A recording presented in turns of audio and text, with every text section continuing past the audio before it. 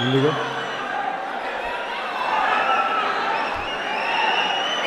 ఆసీనులై ఉన్న మా ఎంపీటీసీ విజేతలకి, మా జడ్పీటీసీ విజేతలకి ముందుగా నా శుభాకాంక్షలు తెలియజేసుకుంటూ, మా నాయకులకి, మా వీర మహిళలకి, మా నాయకురాళ్ళకి, అందరికీ ప్రతి ఒక్కరికి పేరు పేరున నమస్కారాలు తెలియజేసుకుంటాను.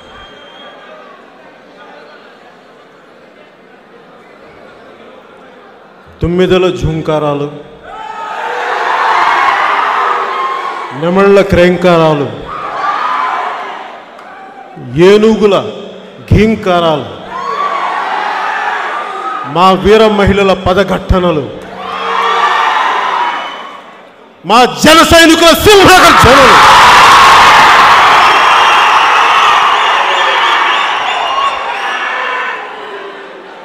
వైసీపీ గ్రామ సింహాల గోంకారం సహజం.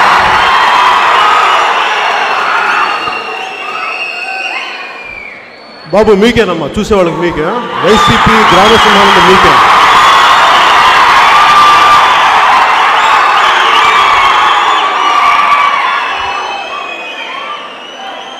గోంకారము అనగా మొరుగుట.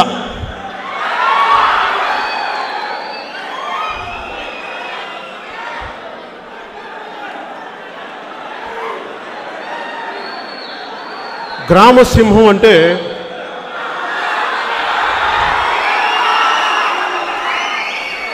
చాలా పదకోశాలు, చాలా నిఘంటువులు పరిశీలించిన పిమ్మట అసలు గ్రామసింహం అంటే ఏంటి అనేది నేను కొంచెం రీసెర్చ్ చేశాను లాస్ట్ కొద్ది రోజుల నుంచి.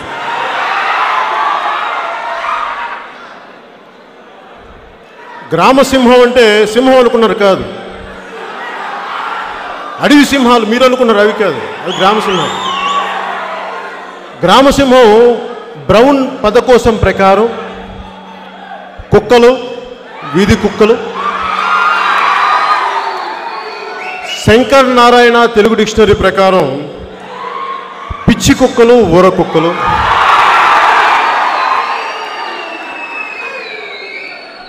చివరిగా ఇంకొన్ని చివరిగా సూర్యరాయాంధ్రుని నిఘంటు ప్రకారం కరిచే కుక్కలు, అరిచి కరిచే కుక్కలు, ఎక్కువగా వాగి పళ్ళు రాలగొట్టించుకునే కుక్కలు,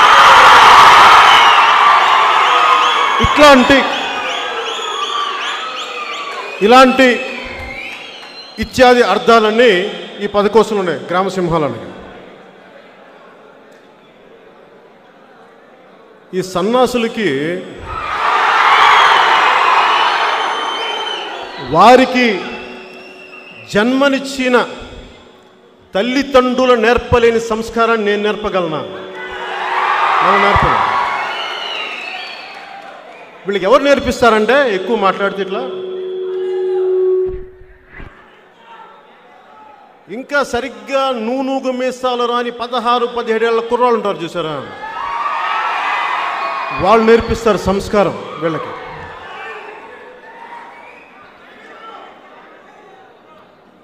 ఈ వైసీపీ వ్యక్తులకి డబ్బు, అధికారం, అహంకారం, మదం, మాత్సర్యం బాగా ఎక్కువగా ఉన్నాయి. వాళ్ళకి అవన్నీ పుష్కలంగా ఉన్నాయి. వాళ్ళకి లేనిదల్లా ఒక భయం లేదు వాళ్ళకి. భయం మీకు నేర్పిస్తానమ్మా. మీకు భయం అంటే ఎలా ఉండదు నేర్పిస్తాను మీకు.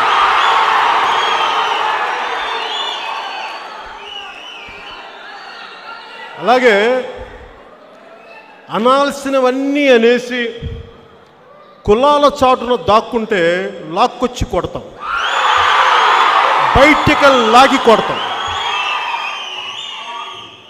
కుదరకపోతే భారతీయ శిక్షా స్మృతి ప్రకారం మీకు చట్టపరంగా శిక్షలు పడతాయి. ఆ బాధ్యత మేము తీసుకున్నాం, జనసేన తీసుకుంటున్న బాధ్యత. నేను పార్టీ పెట్టినప్పటి నుంచి కూడా చాలా బాధ్యతగా ఉండేవాడిని. చాలా బాధ్యతగా మాట్లాడతాను. ఒక మాట తోలను. నాకు బూతులు రాక కాదు, మాట్లాడలేక కాదు, మాట్లాడకూడదు కాబట్టి మాట్లాడు. గుంటూరు బాపట్లో పుట్టినవాడిని, నాకు బూతులు రావంటారు. మీకు నా బూతులు వచ్చి వైసీపీ వాళ్ళకి మాకు రావా? మీకు ఇంకా తెలుగులో తిడతారు, 4 భాషలో తిట్టగలను మిమ్మల్ని. ఒక్కరోజు టైం ఇస్తే మీరు కోరుకున్న నాకు ఈ భాషను మమ్మల్ని తిట్టు పవన్ కళ్యాణ్ అంటే అలాగే తిడతాను. నేర్చుకుందాడు మరి. తెలంగాణలో ఒక సామెత ఉంటుంది, అన్న అల్వాలు ఎడిపోవాలి అంటే అన్న ఉలవలకి దున్నుతున్నానే అంటాడు. కాదన్నా నేను అడుగుతుంది అల్వాలకి ఎడిపోవాలి అంటే నేను ఉలవలకి దున్నుతున్నానే అంటాడు.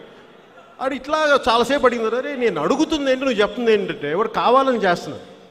అట్లాగా నేను వైసీపీ వాళ్ళని ఏమడుగుతున్నాను, బాబు మీ సొంత చిన్నాయన వివేకానంద రెడ్డి గారు హత్యకు గురయ్యారు, ఎవరమ్మా చంపింది? పవన్ కళ్యాణ్ 3 పెళ్ళిళ్ళు ఎందుకు చేసుకున్నాడు, అదేంటి, నా వ్యక్తిగత జీవితం ఏంటి? అలాగే బాబు మీకు ఎందుకు కోడికత్తిలో ఎవరమ్మా చేసింది ఆ రోజున మీరు అంతా అరిచి గోల చేశారే. సిఎస్ఎఫ్ వాళ్ళు ఉండగా కేంద్ర కంట్రోల్లో ఉండి, నిఘా వ్యవస్థ కంట్రోల్లో ఉండి, భద్రతా వ్యవస్థ కంట్రోల్లో ఉండి మీ మీద దాడి చేస్తూ అంత గోల చేశారే. ఆ చంపింది ఎవరమ్మా అని ఆ రోజున అప్పటి గవర్నర్ నరసింహన్ గారు కూడా దీని వెనక చాలా పెద్ద కుట్ర ఉందని అన్నారు కదా. ఆయన కూడా చెప్పాలి దీనికి సమాధానం. అలా కుదరదు. ఇవి చెప్తే ఏంటి మాట్లాడతారు మీరు నా మీద?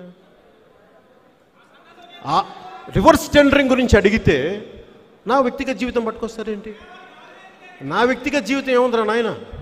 బ్లాక్ అండ్ వైట్ మీ జీవితం కదా, రంగుల కళలో మీ జీవితం. ఇంకోటి చెప్తున్నా మీకు, నేను ఎప్పుడు కూడా లైన్ దాటి మాట్లాడను. ఈ వైసీపీ అధినాయకుడు కూడా చాలాసార్లు నా వ్యక్తిగత జీవితం గురించి మాట్లాడు. నేను మాట్లాడలేక, మాటలు లేక, సంస్కారం, నా తల్లిదండ్రుల సంస్కారం నేర్పించారు. ఈరోజు మీ అందరి సాక్షిగా చెప్తున్నా, మనం పాటించాల్సింది. నేను మిమ్మల్ని పాటించమని కోరుకుంటున్నాను. ఈ రోజున నేను ఆడబిడ్డలకి చాలా గౌరవిస్తాను. వైసీపీ కార్యకర్త కుటుంబ సభ్యులను ప్రతి ఆడవారికి, ప్రతి వైసీపీ కార్యకర్త భార్య దగ్గర నుంచి వాళ్ళ అధినాయకుడు సతీమణి వరకు, అమ్మా నేను మీకు మాటిస్తున్నాను, మీరు మీ వాళ్ళు మాట తప్పుతారు, మీ వైపు ఒక్క మాట మా వాళ్ళని అన్నెవరు నేను అన్న, మీకు మాటిస్తున్నాను.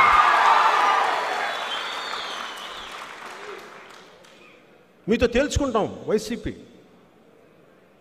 మీతో తేల్చుకుంటాం. పారిపోయే వ్యక్తిని కాదు. మీలాగా మాట తప్ప, మెడం తిప్ప, అవన్నీ మేము మాటలు చెప్పాం. నేను చేసి చూపిస్తాను.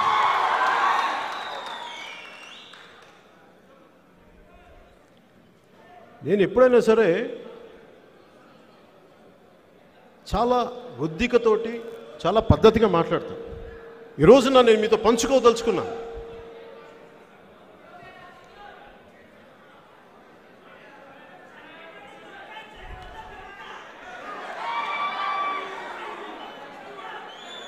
వాళ్ళు చాలాసార్లు అంటారు మా ప్రాథమిక హక్కు మాట్లాడడం. కరెక్టే, మీ ప్రాథమిక హక్కులు ఎప్పుడు దాకా? నా హక్కులు భంగం కలగనంత వరకే. నా హక్కులు భంగం కలిగితే మేము చూస్తూ కూర్చుంటామా? చూస్తూ కూర్చునే వాళ్ళం కాదమ్మా. మీకు తగినంతగా ఎలా చెప్పాలో, మీరు ఏ పద్ధతిలో కోరుకుంటారో చెప్పండి. మాకు ప్రజాస్వామ్య పద్ధతిలో కావాలంటే ప్రజాస్వామ్య పద్ధతి, లేదు మేము ఈ పద్ధతి కోరుకున్నామంటే మీ చాయిస్ ఇస్ యువర్స్ అమ్మ. మీరు ఎలా కావాలో చెప్పండి. మీకు యుద్ధం ఎలా కావాలో చెప్పండి. యుద్ధం ఎలా కావాలి మీకు? ప్రజాస్వామ్యబద్ధంగా యుద్ధం కావాలంటే దానికి సిద్ధం. లేదు ఇంకో ఏ విధంగానైనా అని చెప్పి మీరు అంటే దానికి మేము సంసిద్ధం. మర్చిపోకండి.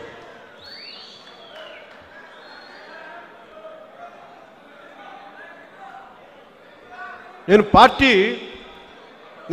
పాలిటిక్స్లో నాకు ఎవరు లేరు. నాకు మా నాన్న ముఖ్యమంత్రి కాదు, మా మామగారు ముఖ్యమంత్రి కాదు.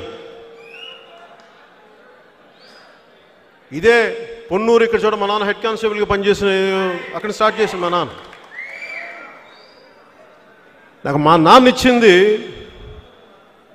వారసత్వంగా ఏమి ఇచ్చిన ఆస్తులు ఇవ్వాల మా నాన్న. పెద్ద పెద్ద కార్లు ఇవ్వాల, ఇడుపుల్లిపాయ లాంటి ఎస్టేట్లు ఇవ్వాల మాకు మా నాన్న. వేల కోట్ల సంపాదన ఇవ్వాల మా నాన్న. మా నాన్న నాకు ఇచ్చింది ధైర్యం, తెగింపు, ధర్మరక్షణ. ఈ మూడు ఇచ్చాడు వారసత్వం.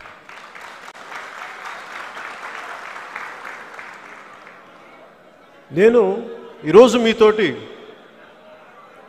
ఇది చాలా తీవ్రమైనది కాబట్టి, ఎందుకంటే ఇది నా ఒక్కడి ప్రయాణం కాదు, ఇది మనందరి ప్రయాణం కాబట్టి నేను చాలా బాధ్యతగానే మాట్లాడతాను. కొంత సమయం తీసుకుంటాను, జాగ్రత్తగా మాట్లాడతాను. ఏది మాట్లాడినా దాన్ని నిలబడతాను. నేను నడిచి చూపిస్తాను. మిమ్మల్ని నడవమని నేను అడగను, నేను నడిచి చూపిస్తాను. మీకు ఇష్టమైతే నాతో పాటు నడవండి. నేను ఎప్పుడు ఏది అడిగినా ఆంధ్రప్రదేశ్ అభివృద్ధి గురించి అడుగుతాను. దేనికి అడుగుతాను? నాకేంటి సరదా? 2014లో కూడా నేను టీడీపీతో ఎందుకు మద్దతు ఇచ్చాను, బీజేపీకి ఎందుకు మద్దతు ఇచ్చాను, ఒకసారి గతంలో కూడా వెళ్దాం. నేను ఎప్పుడు సినిమా హీరోని కాదు. నేను మీకు తెలియజేసుకోవాలి, నటుడు అవ్వాలని కూడా నాకు కోరిక లేదు. నేను పదే పదే సందర్భాల్లో చెప్తా ఉంటాను. నాకున్నదల్లా సాటి మనిషికి అన్యాయం జరిగితే నాకు స్పందించే గుణం ఉంది. అదొకటే నాలో ఉంది. నాకు అంతమించి ఇంకేం తెలియదు.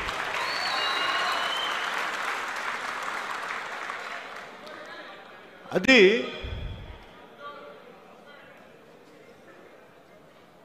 ధర్మో రక్షితి రక్షత అంట. నువ్వు ధర్మాన్ని రక్షిస్తే ధర్మాన్ని రక్షించి తీరుతుంది. దాన్ని త్రికరణ శుద్ధిగా నమ్మిన వాడిని నేను.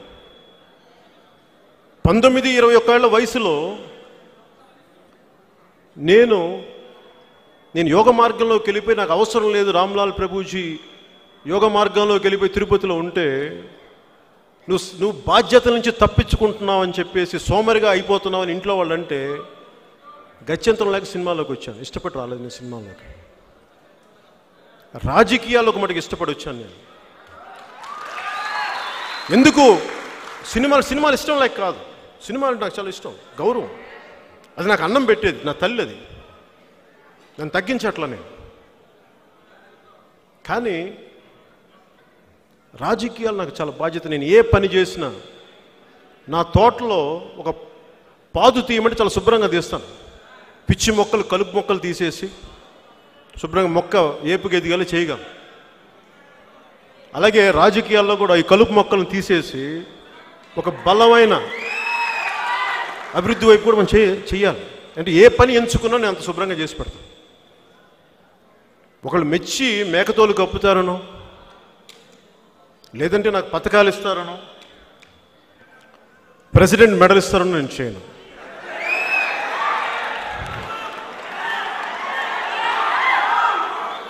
అంటే ప్రెసిడెంట్ మెడల్ కోసం చాలా కష్టపడాలి. కార్గిల్లో యుద్ధాలు చేయాలి, పాకిస్తాన్ శత్రుమూకల్ని చంపాలి, చైనా సరిహద్దులకు వస్తుంటే వాళ్ళని తరిమి కొట్టాలి చైనా వాళ్ళు. అప్పుడు ఇస్తారు మనకి భారతదేశ ప్రభుత్వం ప్రెసిడెంట్ మెడల్ అప్పుడు ఇస్తారు. కానీ మన ఆంధ్రప్రదేశ్ ప్రభుత్వం మటుకు 500 600 500 500 ఇస్తే ప్రెసిడెంట్ మెడల్ ఇస్తారు. నేను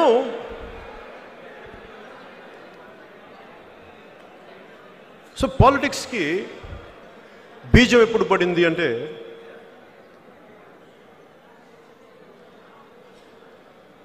నేను చాలా సూక్ష్మంగా సమాజాన్ని చూసేవాడిని, పరిశీలించేవాడిని. చిన్నప్పటి నుంచి అలాంటి వాతావరణంలో పెరిగిన వాడిని మా నాన్నగారి వల్ల. మా నాన్నగారు ఆయన ఒక సోషలిస్టు, లేదంటే కమ్యూనిస్టు, ఒక రామభక్తుడు, ఒక మనందరికీ ఉండేది. మన కమ్యూనిజం మాట్లాడతాం, సోషలిజం మాట్లాడతాం, కానీ భక్తిని సంస్కృతిని వదులుకోం మనం. అది మన దేశ తాలూకు లక్షణం, అది మూల లక్షణం. అదే నేను అలవాటు చేసుకున్నాను. సమసమాజం ఉండాలని కోరుకుంటాను. సమసమాజం అంటే డబ్బు సంపాదించే వాళ్ళని చావగొట్టి వాళ్ళందరి ఎదుగుదలని ఆపేసి మొత్తాన్ని దరిద్రులను చేయమని కాదు.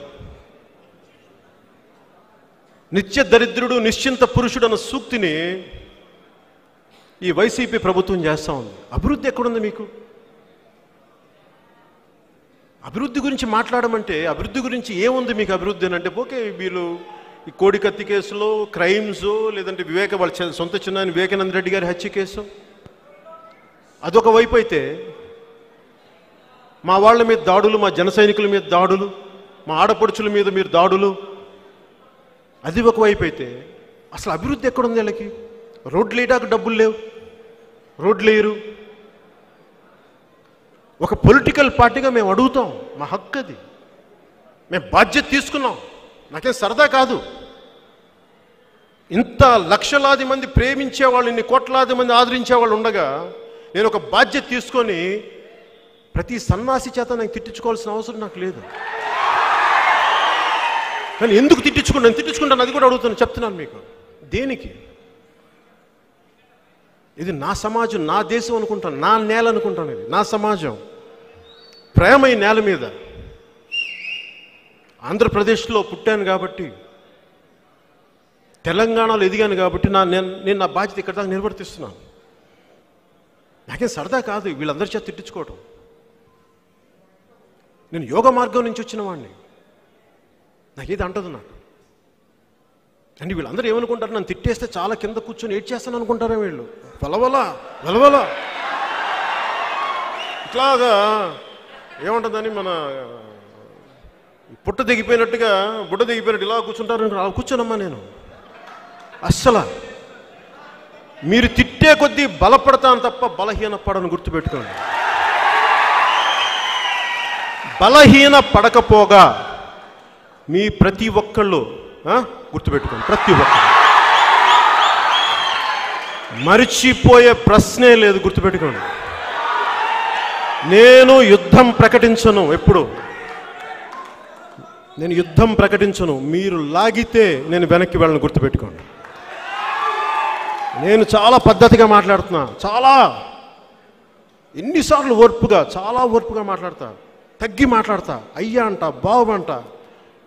కాదు కూడదంటే మటుకు నాకేం చేయాలో, ఎలా కొట్టాలో కూడా నాకు బాగా తెలుసు. మన ఇది ఉదాహరణకి అసలు ఎందుకు మనం వీళ్ళందరూ ఏం మాట్లాడతారంటే, వీళ్ళంతా ఎనీ పొలిటికల్ పార్టీ, ముఖ్యంగా వైసీపీ. బాబు ఫోన్ తీసాను, వాళ్ళు చేస్తాను. ముఖ్యంగా వైసీపీ మేమిస్తున్నాం, గత ప్రభుత్వం కూడా మా పథకాలు వాళ్ళ పేర్లు అంటే, అలాగే వీళ్ళు ఆ అన్న పథకం, మా అన్న పథకం, పెద్దన్న పథకం. ఎవరు సొమ్ము ఇది నాకు అర్థం కావట్లా. మీరేదైనా చెమటోటి సంపాదించిన డబ్బులు అయ్యి,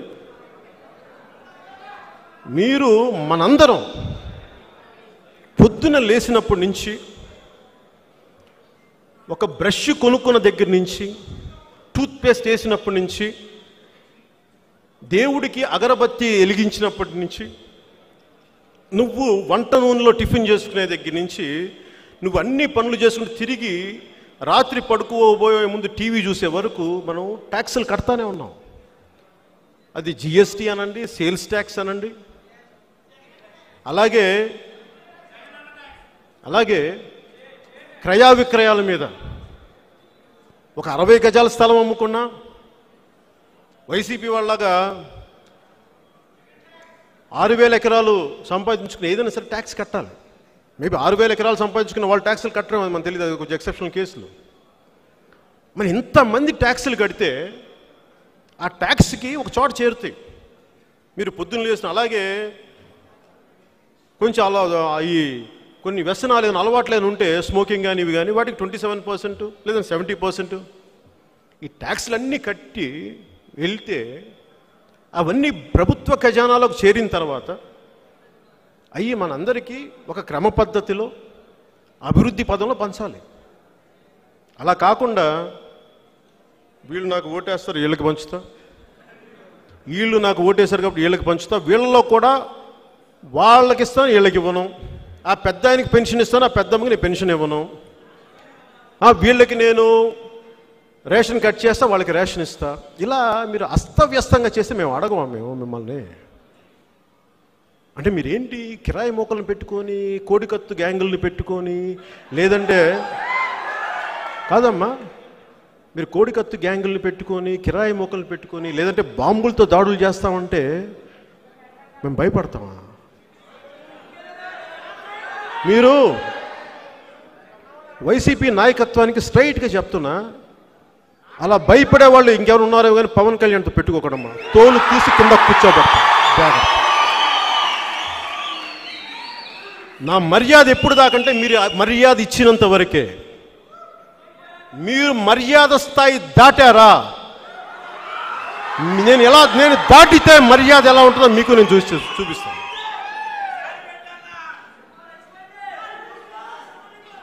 అలాగే నేను మన ఏదో సినిమా టికెట్ల గురించి ఏదో అడిగా, నాకేం వస్తాయి ఆ సినిమా టికెట్లు? నాకు వస్తాయి డబ్బులు, నాకేం థియేటర్స్ ఉన్నాయా? నాకు సన్నాసులారా నీకు తెలియదా థియేటర్లు ఉన్నాయా? థియేటర్లు ఉన్నాయా? నాకు ఎవరికున్నాయి థియేటర్లు ఇక్కడ? మీ వైసీపీ వాళ్ళకి ఎక్కువ ఉన్నాయి. కాకినాడ థియేటర్స్ ఎవరు? మీ వైసీపీ వాళ్ళవి కావా? నెల్లూరు థియేటర్, నెల్లూరు మీకు ఎవరు? మీ మాగుడు శ్రీనివాసులు మీ ఎంపీ కదా మీ? అదేలే ఇంకా అక్కడ ఇక్కడ కదా అన్నీ కలిపి నాకు వస్తాయి డబ్బులు. నేనేమడుగుతున్నా, టికెట్ రేట్లు నువ్వు 5 రూపాయలు కాదు 10 రూపాయలు కాదు ఏదైనా పెట్టుకొని సావండి, నాకు అనవసరం. నేను 5,000 రూపాయలకి అక్కడ మా ఇక్కడ అబ్బాయిని సినిమా చేస్తున్నప్పుడు నాకు మా ప్రొడ్యూసరు మా బావగారు అరవింద్ గారు ఇచ్చింది 5,000 రూపాయలు నెలకి. పెద్ద మనసుడు 5,000 రూపాయలు ఇచ్చారు. పాపం అంతమంది నేను ఏం కోరుకుంటాం. అలాగే జానీ సినిమాకి సినిమా పోతే డబ్బులన్నీ ఇచ్చేసాను, రూపాయి 0 తీసుకుంది, రూపాయికి అప్పు చేశాను 15 లక్షలు. నాకు సినిమా మీద నాకు ఇది లేదు. నేను అడుగుతుంది ఏంటంటే, సినిమా టికెట్లని నేను అడగలా, చాలా చిన్నది అది. నేను అడుగుతుంది ఏంటంటే, నా కష్టార్జితాన్ని ఒకరి కష్టార్జితాన్ని నువ్వెవడు దోచుకోవడానికి అంట. నీకు హక్కు లేదు. నీకు it's demand and supply. Demand and supply మీద ఆధారపడి ఉంటుంది. ఇది సోషలిస్ట్ కమ్యూనిస్ట్ ఎకానమీ కాదు, ఇది ఫ్రీ ట్రేడ్, ఇది మిక్స్డ్ ఎకానమీ. ఇండియా మిశ్రమ ఎకానమీ. ఇది ప్రైవేట్ ఎంటర్ప్రైజెస్ ఉంటాయి, పబ్లిక్ ఎంటర్ప్రైజెస్ ఉంటాయి. అలాంటప్పుడు మీ భారతీయ సిమెంట్స్ని అందరికి సిమెంట్ ఊరికే పంచచ్చు కదా, మీకు అన్ని లక్ష కోట్లు ఉన్నాయంటారు కదా, ఒక లేవు అనుకుందాం, అది టీడీపీ వాళ్ళు మీ మీద పెట్టిన ఆరోపణ అనుకుందాం కొన్ని ఒక వాదనకి. కనీసం మీరు ప్రకటించిన 700 కోట్లు తక్కువ లేవు కదా, ఏం చేసుకున్నారు 700 కోట్లు? కొన్ని దాంతోనే అందరూ పంచండి డబ్బులు. అవి పంచరే మీరు? ఆ రోడ్డు మీద టెంపుల్ దగ్గర పూలు అమ్ముకునేవాళ్ళు, ఏముంటుందని పునుకులు వేసుకునేవాళ్ళు, వీళ్ళ దగ్గర కూడా కొట్టండి. మటన్ కొట్టే వాళ్ళ దగ్గర, మటన్ షాపులో తీసేసుకోండి, అవి కూడా లాగేసుకోండి. ఒక పని చేయండి, ఇళ్లలోకి వచ్చి బంగారం కూడా లాగేసుకోండి. మీరు సిగ్గుండాలి మీకు. అడుగుతున్న దానికి సమాధానాలు చెప్పరు మీరు. అడుగుతున్న దానికి మీరు సమాధానాలు చెప్పే అలవాటు లేదా మీకు?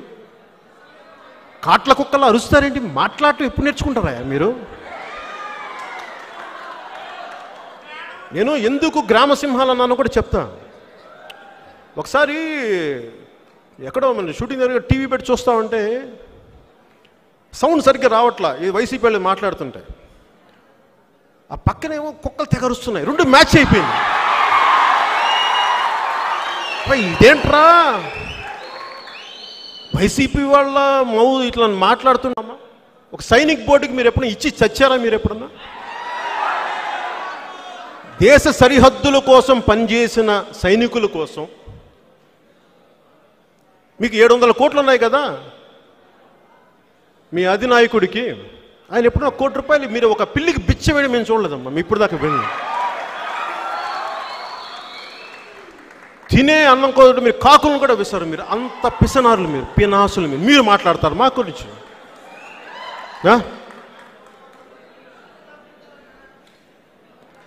ఏదన్నా తగిలితే, ఏదైనా అడిగితే గింజుకుపోతారు.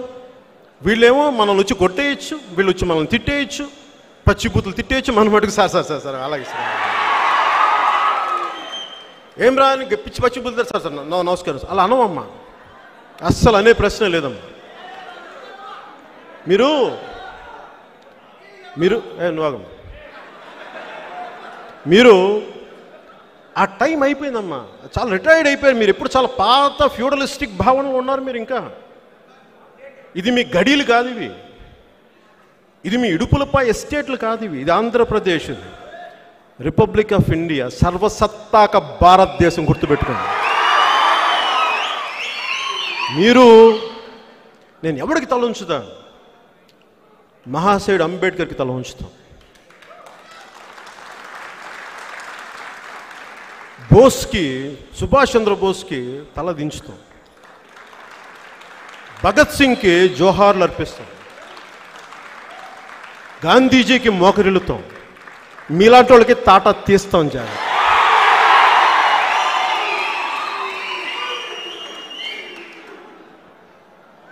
నేను మీరు ఏదన్నా అడుగు, ఇది మాట్లాడటం మానేశారు. అరుపులు ఒట్టిగొడ్డికి అరుపులు ఎక్కువ, వానలేని మబ్బుకి ఉరుములు ఎక్కువ.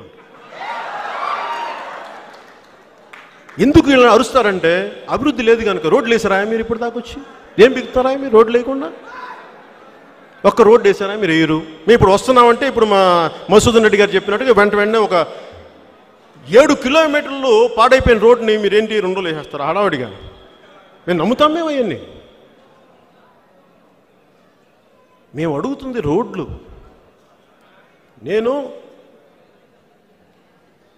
నన్ను వీళ్ళ నాయకుడు నన్ను ఓపెనింగ్కి పిలిచారు.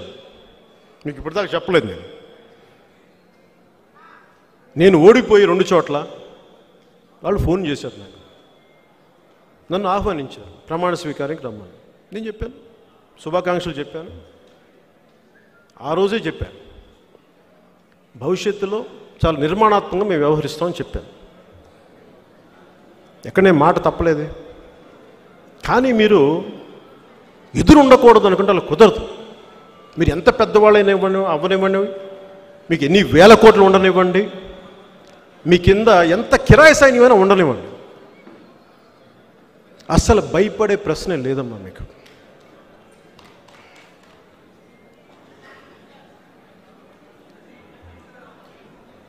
మనందరం ఏం నమ్ముతామంటే, ఉదాహరణకు ఒక తోడేళ్ళ గుంపు, మేము జీతాలు లేకుండా మేము గొర్రెల మందుని కాపు కాస్తామంటే నమ్ముతామా మేము? వైసీపీ వాళ్ళు మేము అయ్యే అవినీతి లేకుండా మేము పాలన సాగిస్తామని మేము నమ్ముతామా మిమ్మల్ని? మీరు అమ్మే గవర్నమెంట్ ఈ సారాయి టికాలు డబ్బులు ఎక్కడికి వెళ్తున్నాయి? దాదాపు వారు చెప్పిన లెక్కల ప్రకారమే రాష్ట్ర ఆదాయం ఇట్లా ట్యాక్స్, ఇందాక మీకు చెప్పినట్టుగా బ్రష్ల దగ్గర నుంచి, పేస్టుల దగ్గర నుంచి, నూనెల దగ్గర నుంచి అన్నిటి మీద స్టేట్ ట్యాక్స్లు, తర్వాత మనకి రోడ్ ట్యాక్స్లు అన్నీ కలిపి, లేదంటే మనకి జిఎస్టీలు అన్నీ కలిపి మన షేర్కి వాటా అన్ని రకాలు వస్తే దాదాపు 1,29,000 కోట్లు, 1,00,000 కోట్ల పైన అనుకోండి. ఆ 1,00,000 కోట్లు ఏం చేస్తారు మీరు? జీతాలు ఇవ్వరు, జీతాలు 2 వారాలుగా లేట్ చేస్తారు, పెన్షన్లు ఇవ్వరు, పెన్షన్లు 3వ వారానికి కానీ ఇవ్వరు. ఈ మధ్యన వైజాగ్లో మాకు తెలిసిన వాళ్ళు ఉత్తరాంధ్రలో ఒక ఎక్సైజ్ ఎస్ఐ చనిపోయి దాదాపు సంవత్సరికం కూడా వస్తుంటే ఈ రోజుకి అడిగితే ఆ పెన్షన్ ఆఫీస్కి వెళ్తే ఆయన అంట సాగతిస్తున్నారంటే ఇవ్వట్లేదంటే. వాళ్ళు అడిగారు, బాబు మా భర్త పోయారయ్యా, మాకు ఏం చేయాలో తెలియట్లేదు, డబ్బులు ఇవ్వంటే, అమ్మ మీకు కావాలని డబ్బులు ఇస్తాము, మీకు లంచం కూడా ఇస్తామంటే, లంచాలు కాదమ్మా, మాకు అట్లాంటి మనుషులు ఇంకా మేము ఇవ్వడానికి కాదు, డబ్బులు లేవమ్మా మా దగ్గర. ఇది రాష్ట్ర ఆర్థిక పరిస్థితి. దీని గురించి మాట్లాడితే నీచంగా తిట్టేసి, నీచంగా మాట్లాడి, వ్యక్తిగతంగా వచ్చేసి, కుటుంబాల జోలికి వచ్చేసి, మేము మా ఇంటి ఆడపడుచుల జోలికి వచ్చేసి ఎంత దిగజారిపోతే ఎలా? మీకు ఆడబిడ్డలు ఉన్నారు కదా, మీకు కూతురులు ఉన్నారు కదా, మీకు బిడ్డలు ఉన్నారు కదా, మీకు అనిపించదా మనసులో ఈ తప్పు ఇలా మాట్లాడకూడదని? కనీసం మీ కుటుంబ సభ్యులు, మీ ఆడవాళ్ళు ఎవరు చెప్పరా మీకు? దయచేసి కొంచెం విఘ్నత పాటించండి. ఇది కేవలం నేను మీ ఇంటి ఆడపడుచులు, మీ తల్లులు, వారి మీద గౌరవంతో మాట్లాడుతున్నాను. ఇట్లా నేను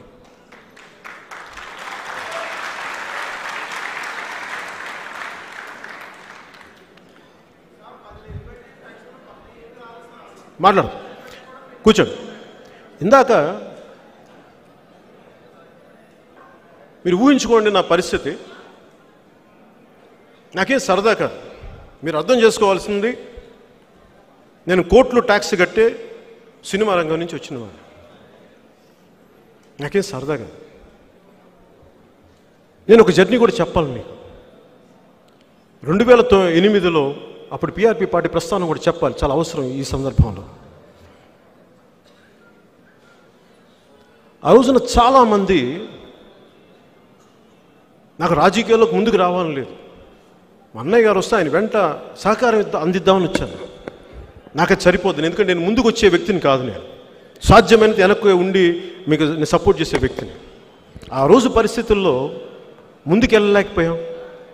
ఇంతమంది ఒక సభ పెడితే 10 లక్షల మంది జనాభా వచ్చారు. ఉమ్మడి రాష్ట్రానికి దిశానిర్దేశం మారిపోద్ది ఈ పార్టీ వస్తే అనుకున్న పరిస్థితుల నుంచి అక్కడికి వచ్చినప్పుడు దానిని ఈ చుట్టుపక్కల వ్యక్తులు నడపలివ్వలేని పరిస్థితిలోకి వచ్చి దాంట్లో భాగస్వామ్యం నేను ఏమి చేస్తాను, నిస్సహాయంగా ఉండిపోయాను అన్న బాధ నాలో ఉండిపోయింది. ఎందుకంటే మన కోసం ఇంతమంది వస్తే మనం నిలబడలేకపోయామే. అది గుండెల్లో గూడు కట్టుకుపోయింది. కానీ మన కోసం వచ్చారు ఇంతమంది, మనం ఓడిపోతామో గెలుస్తామో, అది ప్రజాస్వామ్యంలో ఒక భాగం, అది ఎన్నికల్లో ఒక భాగం. అది కానీ మాటిచ్చామే, అది నన్ను తొలిచేసిందమ్మా. అది నన్ను, అందుకు నేను ఎప్పుడు బయటికి రాలే. ఎలా చెప్పను మీకు? ఏమైపోయామంటే ఏం లేదు, బయట కాము కూర్చుని ఏం చేయాలో తెలియక. నాకు ఎప్పుడు ఉన్న సమస్య రాజకీయాల్లో పాలకులతో సమస్య. మీరు చెప్పండి, ఇంతమంది ప్రజలు ఉన్నారు, ఇన్ని కోట్ల మంది ప్రజలకి సంబంధం ఏంటి చెప్పండి? ఏ ముఖ్యమంత్రి ఉన్నా, ఏ కులం నుంచి వచ్చినా ఆ పాలకులు చేసిన పాలసీలకి ప్రజలు ఎలా బాధ్యులు అవుతారు? ఇట్లాగా అందరూ నడుపుకుంటా వచ్చి రాష్ట్ర విభజన జరిగిపోయింది. రాష్ట్ర విభజన జరిగినప్పటి నుంచి ఇప్పుడు దాకా కోలుకోలేదు. నేను భయం వేసింది నాకు. 10 సంవత్సరాలు అందరూ తిట్లు తిన్నారే, ప్రజలు తిట్లు తిన్నారే. ఆంధ్ర పాలకులు చేసిన తప్పులకి ఆంధ్ర ప్రజలు తిట్లు తిన్నారే, ఆంధ్ర ప్రజలు భయానికి గురయ్యారే. నాకు వాళ్ళందరినీ చూసి అరే విభజన జరిగిపోయింది, ఎవరు మాట్లాడలేదండి అందరూ. ఎందుకంటే అందరికీ ఆస్తులు ఉన్నాయి, అందరికీ డబ్బులు ఉన్నాయి, పేరుంది. ఎవరు ఏది రిస్క్ చేయడానికి ఎవరు లేరు. నాకేమనిపించింది, ఏమవుద్ది మహా అయితే మాట్లాడితే, ఒక సత్యాన్ని ఆవిష్కరింపజేసి మీరు తిట్లు వల్ల ఆంధ్ర పాలకులు చేసిన తప్పులకి ఆంధ్ర ప్రాంత ప్రజలు శిక్షించకండి, వారి మీద కక్ష కట్టకండి. ఆ ఉద్దేశంతో వచ్చాను నేను. అలాగే ఈ మిగిలిపోయిన ఆంధ్ర రాష్ట్రం ముక్క ఎవరి చేతుల్లోకి వెళ్ళిపోద్ది? ఇది అన్నం ఉడికిందా లేదా అంటానికి ఫుల్ అన్నం చేతిలో పెడతాం, చిన్న మెతుకు పట్టుకుంటే తెలియదా?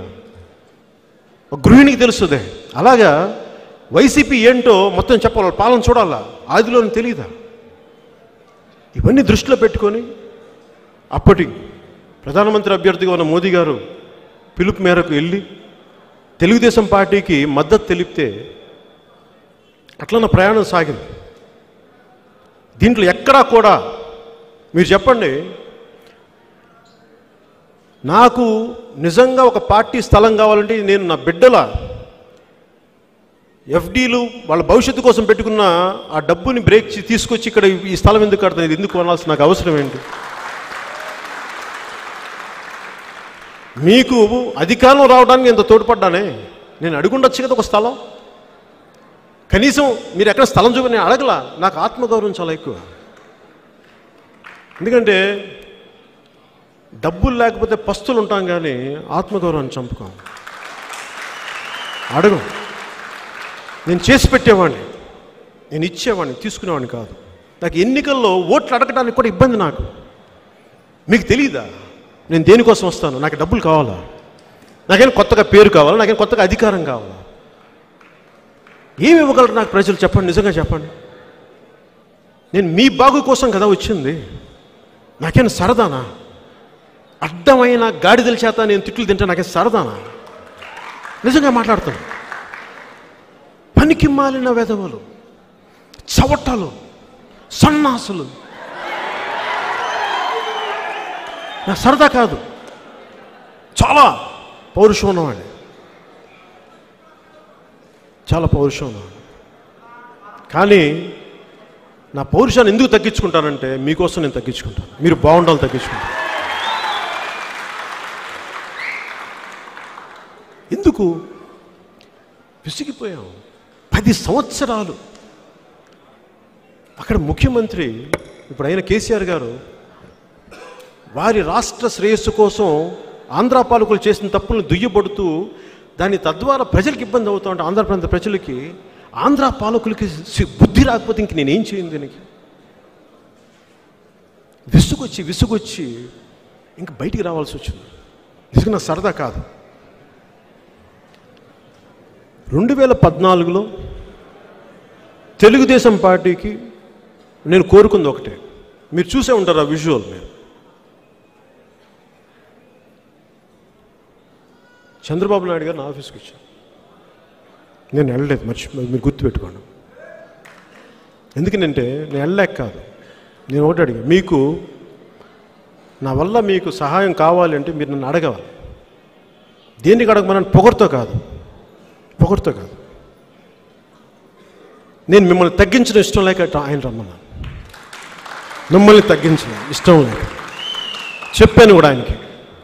నాకు ఇది పొగరు అనుకుంటారు, పొగరు కాదు. ఎందుకంటే మీరు మా వాళ్ళు ఒక బిర్యానీ ప్యాకెట్కు, ఒక సారాయి ప్యాకెట్కు వెళ్ళేవాళ్ళు కాదు.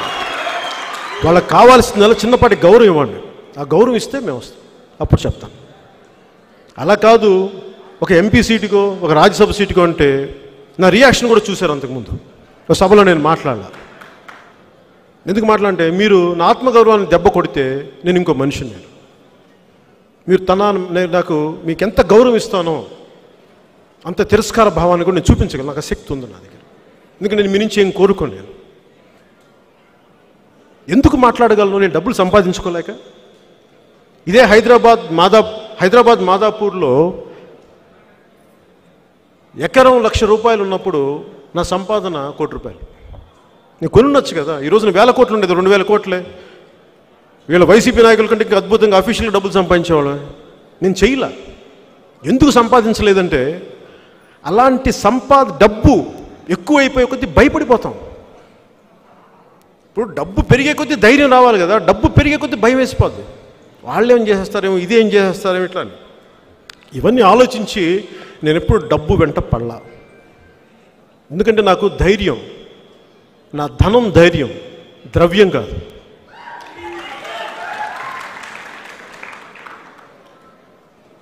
కులాల ఐక్యత అని ఎందుకు మాట్లాడాను? చాలామంది కోపం వచ్చింది 2 అంశాల మీద. ఇక్కడ చాలామంది ఆయన ఉన్నారో లేదో, చాలామంది మార్పు రావాలని కోరుకున్న వ్యక్తులు, చాలామంది ప్రజారాజ్యం పార్టీ నుంచి ఆశించి అప్పటి నుంచి అంటుకుపోయిన వ్యక్తులు చాలామంది, అండగా ఉన్న వ్యక్తులు చాలామంది, మేము మీకు వచ్చేస్తామని చెప్పి నా సభలకు వచ్చాం. 2014 లాంచింగ్ సభకు వచ్చినప్పుడు నన్ను చాలా ఆశించారు. అంటే వాళ్ళు ఏమనుకున్నారంటే, నేను వర్గశత్రువుని చూపిస్తానని చెప్పి. ఒక పార్టీకి ఒక వర్గశత్రువు కావాలి ఎదగడానికి, పోరాటం చేయడానికి. ఎదగడానికంటే కూడా పోరాటం చేయడానికి.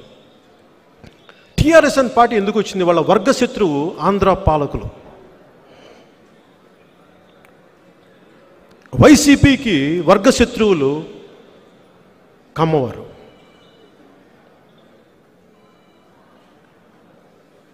ఇట్లాగా మన వర్గశత్రువులను ఇలా చేసేస్తే, నన్ను అడిగారు చాలామంది, మీ వర్గశత్రువు ఎవరండి?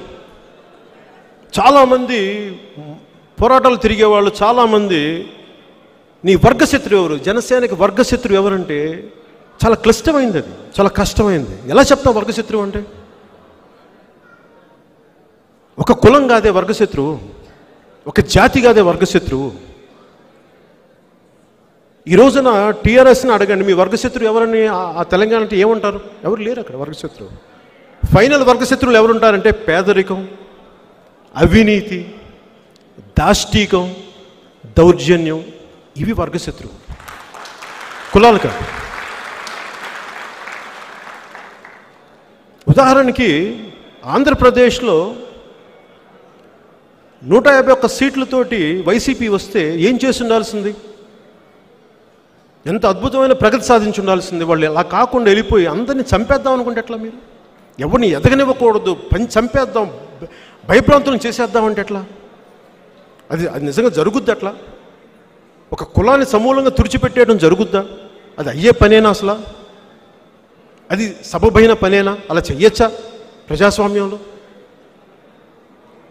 ఇదేమన్నా మంగోల్ తాండాల పోరాటం అనుకుంటున్నారా మీరు? ఇది ప్రజాస్వామ్యాన్ని మర్చిపోయారా మీరు? ఇట్లాగా తన మన భేదం లేకుండా చేసుకుంటూ వెళ్ళిపోతే దీన్ని ఎక్కడో చోట ఒక ఆపాల్సిన పరిస్థితి అయితే ఉంది. సో వర్గశత్రువు జనసేనకి దాష్టీకం చేసేవాళ్ళు, దౌర్జన్యం చేసేవాళ్ళు, దోపిడీ చేసేవాళ్ళు జనసేనకి వర్గశత్రువులు.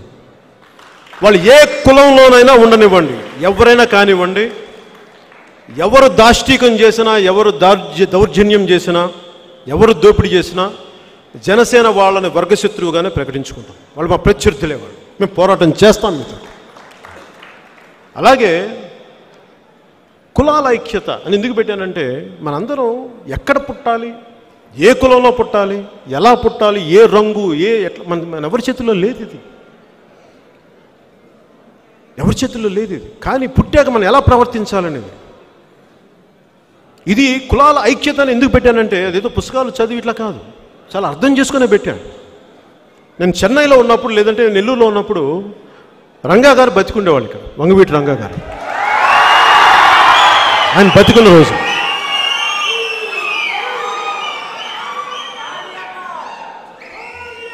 వంగవీటి రంగా గారు బతికున్న రోజుల్లో నేను ఒకసారి చూశాను, 2 సార్లు చూశాను గుర్తులేదు. నేను మొత్తానికి ఆయన చూశాను. నేను కలవలేదు, నేను చూశాను. ఎందుకంటే నేను చిన్నవాడిని. ఆయన తీసుకొచ్చిన వాళ్ళు ఎవరు? ఆయన స్నేహితులైన కమ్మవారు, అన్నయ్య గారి ప్రొడ్యూసర్లు. రంగా గారిని రావడం చూశాను, నమస్కారం పెట్టడం చూశాను. నేను వాళ్ళకి కాఫీలు పంపించాను అంతే, కాఫీలు పురమాయించి. పోనీ నాకు అలాగే నా కజిన్ మెహర్ రమేష్ ఒక అబ్బాయి ఉన్నాడు. అబ్బాయి గుడ్లవల్లేరులో చదువుకుంటూ ఒకసారి సెలవులు వచ్చేసాడు. ఏరా నీకు హాలిడేస్, ఇప్పుడు హాలిడేస్ కూడా కాదు, ఎందుకు వచ్చేసామంటే, లేదు క్యాస్ట్ గొడవలు జరుగుతున్నాయి, పాలిటెక్నిక్ కాలేజ్ మూసేస్తే వచ్చేసాను. నాకు అప్పటి నుంచి ఏంటంటే, ఏంటి ఇంత గొడవలు ఏముంటాయి? నేను నెల్లూరులో పెరిగినవాడిని, నేను నెల్లూరులో ఇంత గొడవలు ఎప్పుడు చూడలేదు. సో నాకు ఆ తర్వాత నేను దాన్ని అధ్యయనం చేయడం మొదలుపెట్టాను, కొన్ని చూశాను. రంగా గారు చనిపోవడం నాకు మనుషులు రావడం చూశాను చెన్నైకి, మెడ్రాస్కి. తర్వాత విజయవాడ ఒక 1 నెల రోజులు తగలబడిపోతున్నప్పుడు ఆ ఫోటోలు చూశాను. అన్నీ చూసి ఇట్లా అయిపోయింది ఏంటంటే, తర్వాత అర్థం చేసుకునే కొద్దీ అది దాన్ని మీ అందరికీ తెలిసిందే, నాకు అర్థమైంది. కానీ నాకు ఒక మౌలికమైన ప్రశ్న ఏంటంటే, రంగా గారు ఊరు వెళ్తున్నప్పుడు, ఆయన సభలు పెడుతున్నప్పుడు చాలామంది చెప్పేవాళ్ళు కృష్ణానది తీరం అంతా నిండిపోయేదని. మరి అలాంటి రంగా గారు అప్పటి రాష్ట్ర పాలకుల నుంచి, ఐఎమ్ వెరీ క్లియర్, అప్పటి రాష్ట్ర పాలకుల నుంచి నాకు ప్రాణ భయం ఉంది అంటే,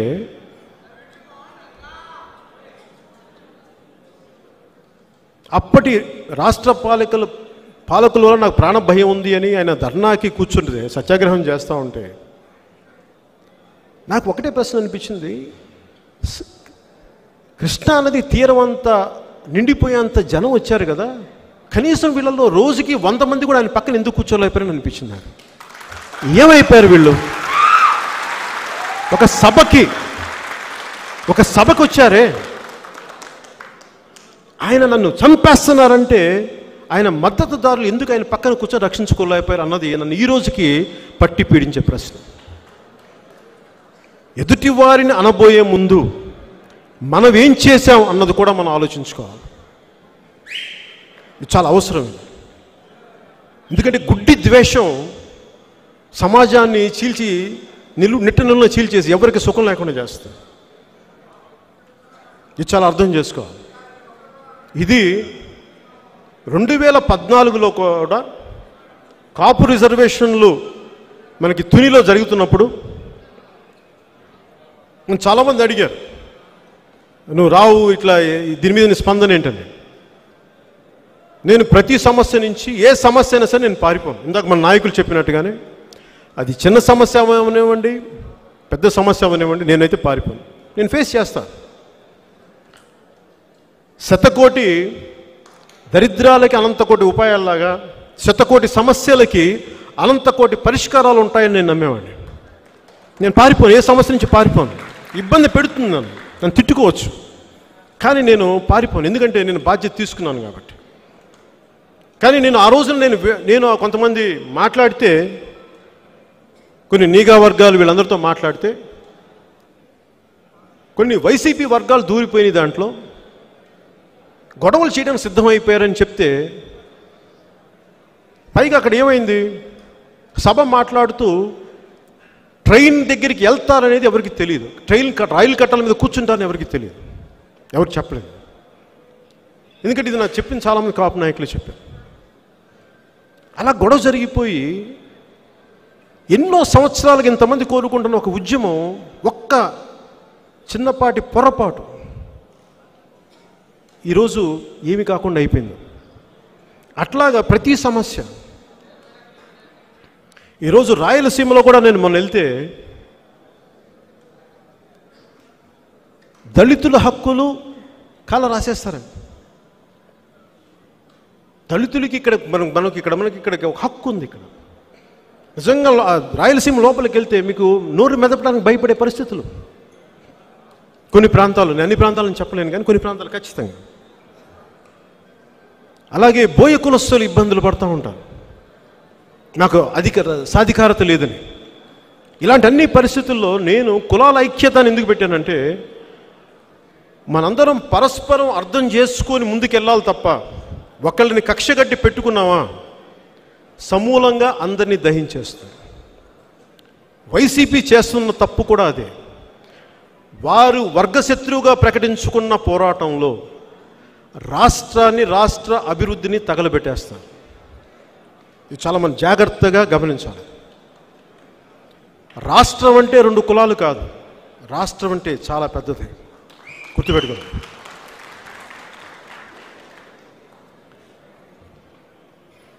ఇది ఇలా ప్రతి సమస్య మీద మేము బలంగా మాట్లాడతాం, నిలబడతాం.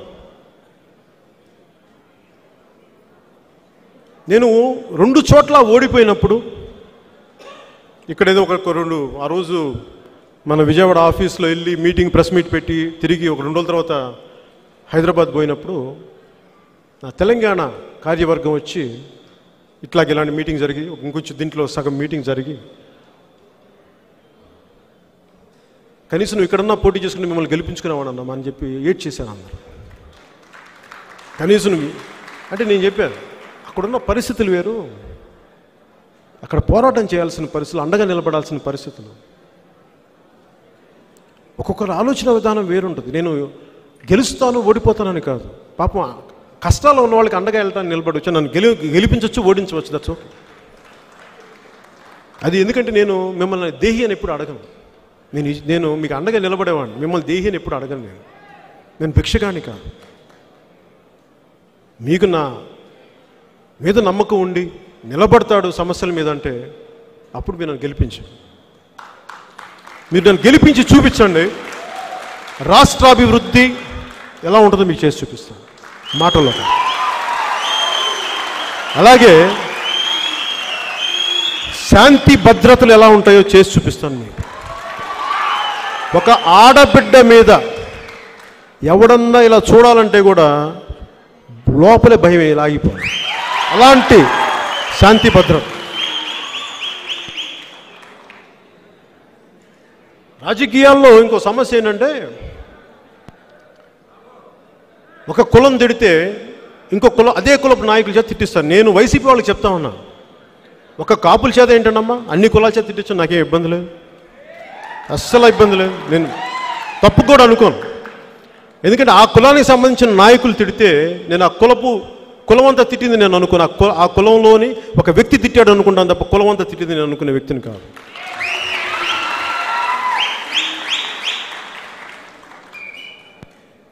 నేను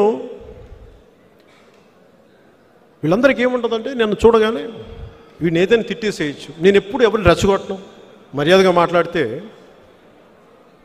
మొన్న కూడా ఏదో సభల్లో వీళ్ళు ఎవరో మాట్లాడుతూ ఉంటే కాపులు ఉన్న చోట నిలబడతారు, అది నిలబడతారంటే నాకు ఒకటే అనిపించింది, మరి కాపులు ఉన్న చోటే కదా, కాకినాడలో అత్యధికంగా కాపులు ఉన్న చోటే కదా వాళ్ళ ఎమ్మెల్యే చంద్రశేఖర్ రెడ్డి గారు నన్ను పచ్చిబూతులు తిట్టింది. అప్పుడు ఎవరికి పౌరుషం రాలేదా? నేను 100% కాపులు నిలబడతా నేను అనుకోను. ఎందుకు అనుకోను? నిజంగా అలా ఉండుంటే చంద్రశేఖర్ రెడ్డి గారు తిట్టడానికి ఆలోచిస్తారా? ఆలోచించగలరా? ఎందుకంటే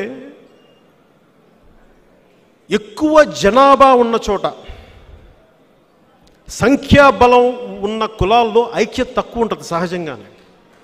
ఒక చిన్న స్థానం కోసం ఇంతమంది పోటీ పడతారు. ఆ నాయకులు వేసే ఎంగిలి మెతుకులకి వారి ఈ మోచేతి అంబలి మహా కమ్మగా ఉంటుంది అనుకోండి పాపం. ఎందుకంటే ఎక్కువ మంది పోటీ పడతారు కదా, అందుకని ఎవరు ముందు వెళ్ళిపోయి అంబలి తాగేస్తే పాపం బాగుంటుంది.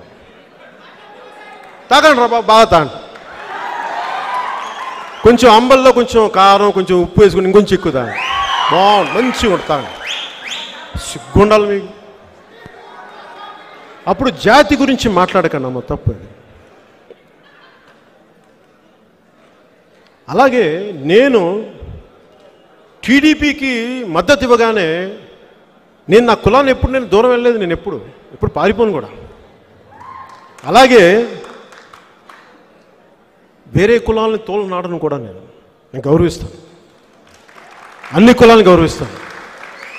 ఇంకా చెప్పుకోవాలంటే నన్ను అన్న ఒక అబ్బాయి ఏలూరులో ఎక్కడో అన్న నేను ఏదో దగ్గర తీసుకుంటాను, నేను ఏంటి రెల్లి కులస్తుందంటే నేను చెప్పా, నన్ను రెల్లి కోసం పుట్టలేదు నాన్న, నన్ను నీ రెల్లి సోదరుడు అనుకోను, నీలో పుట్టాను అనుకో. అలాగే ఇస్లాం ఆచారం ప్రకారం నాకు ఎవరైనా క్యాప్ పెడితే గౌరవంగా పెట్టించుకుంటాను. అలాగే నన్ను ఒక ఇసాయి క్రిస్టియన్ ఒక క్రైస్తు చర్చికి తీసుకెళ్ళి నన్ను ప్రార్థన చేస్తాను. రెండు ముఖ్యమైనవి జనసేనలో ఏంటంటే, ఒకటి కులాల ఐక్యత. ఎందుకు మాట్లాడతానంటే మనం అందరం ఒకరికొకరు పరస్పర సహకారం అవసరం అభివృద్ధికి.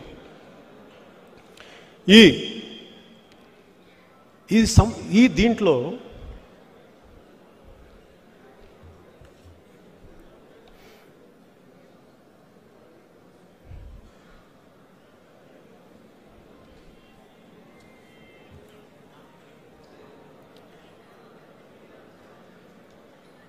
నన్ను అడిగేది అందరూ నీ ఐడియాలజీ ఏంటి.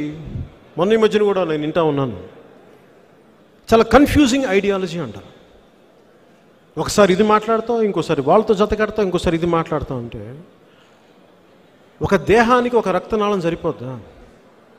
ఒక దేశానికి ఒక నది సరిపోద్దా? మీరే వేరే పార్టీల్లో గెలుచుకున్న వాళ్ళని మీరు ఎమ్మెల్యేలు లాక్కుంటారే, అది మీకు తప్పు అనిపిస్తుందా? మీకు అంటే మీ తప్పుడు అధికారం కోసం మీరు ఎవరితోనే కలిసిపోవచ్చా? మేము మా ఆశయాల కోసం ముందుకు తీసుకెళ్ళడం కోసం నేను అవసరమైనప్పుడు వ్యూహం మారుస్తాం, అంతేగాని పిచ్చిగా అలా కూర్చోబెట్టి మేము చచ్చిపోయి. ఎందుకంటే నేను అడుగు ముందుకు ఇవ్వాలి. దేనికి ఎప్పుడు తప్పంటే వీళ్ళతో కలిస్తే నాకు వీళ్ళు ఇది ఇస్తారు, వీళ్ళు తెలిస్తే నాకు సెంట్రల్ మినిస్టర్ ఇస్తారు, నేను అట్లా కలవను. వీళ్ళతో వెళ్తే మా వాళ్ళకి న్యాయం జరుగుద్దా, మా వాళ్ళకి అభివృద్ధి జరుగుద్దా, మా రాష్ట్రం బాగుంటుందా, అప్పుడు కలుస్తాం చెప్పేదాన్ని బట్టి. బీజేపీతో కలిసినప్పుడు నేను అడిగాను, ఈ అమరావతిని ఉంచండి ఇక్కడ, వాళ్ళ దాన్ని ఒప్పుకున్నందుకే కలిసాను నేను. ఉత్తరాంధ్ర వెనుకబాటుతనం గురించి ఉంది, మేము అండగా నిలబడతా ఉన్నాం. అందుకు తెలుసా, రాయలసీమ కరువు సీమగా ఉంది. అందరూ ముఖ్యమంత్రులు అక్కడి నుంచి వచ్చినా దాన్ని ఇంకా వాళ్ళు అభివృద్ధి అయ్యారు, కానీ ప్రజలు వలసలు వెళ్ళిపోతూ ఉన్నారు. ఎక్కడికో బెంగళూరుకు ఇంకో చోటుకి వెళ్ళిపోతుంటే ఆ వలసలు ఆపడానికి అక్కడ అభివృద్ధి కావాలంటే దాన్ని నిలబడతా ఉంటేనే నేను భారతీయ జనతా పార్టీ సపోర్ట్ చేశాను. అలాగే స్పెషల్ కేటగిరీ స్టేటస్లో నువ్వు ఎందుకు ఇట్లా అయిపోయావంటే, నేను ఎప్పుడు వెనక్కి వెళ్ళలేదు, చాలా బలంగా నిలబడ్డాను స్పెషల్ కేటగిరీ స్టేటస్కి.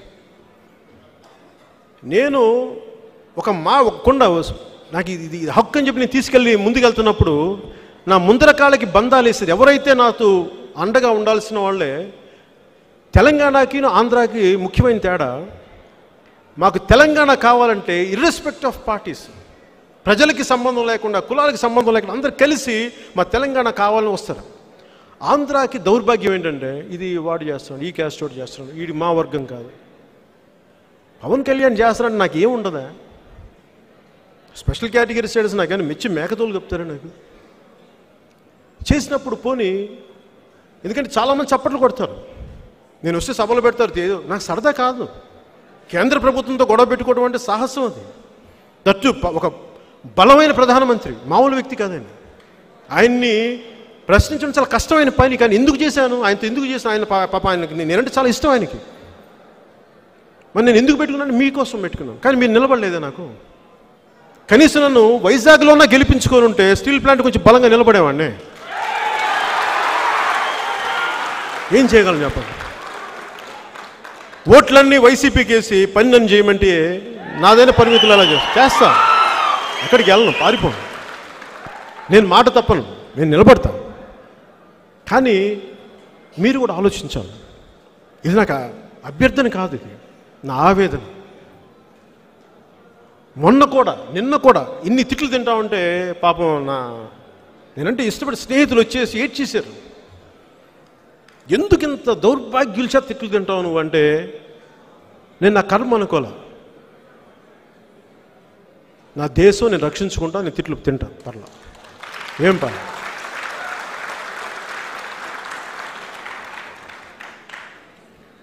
సో జనసేన ముఖ్యంగా నేను కులాలకు సంబంధించి 10 సార్లు మాట్లాడతాం. ఎందుకంటే మనందరం ఇంకా ఒక ఏకతాటిపైన రావాలి. నేను నెల్లూరులో పెరిగిన వాడిని. వీళ్ళు చాలామంది ఏమంటారు, కుల ఘర్షణలు రెచ్చగొడతానంటారే. కుల ఘర్షణలు రెచ్చగొడిన వాడైతే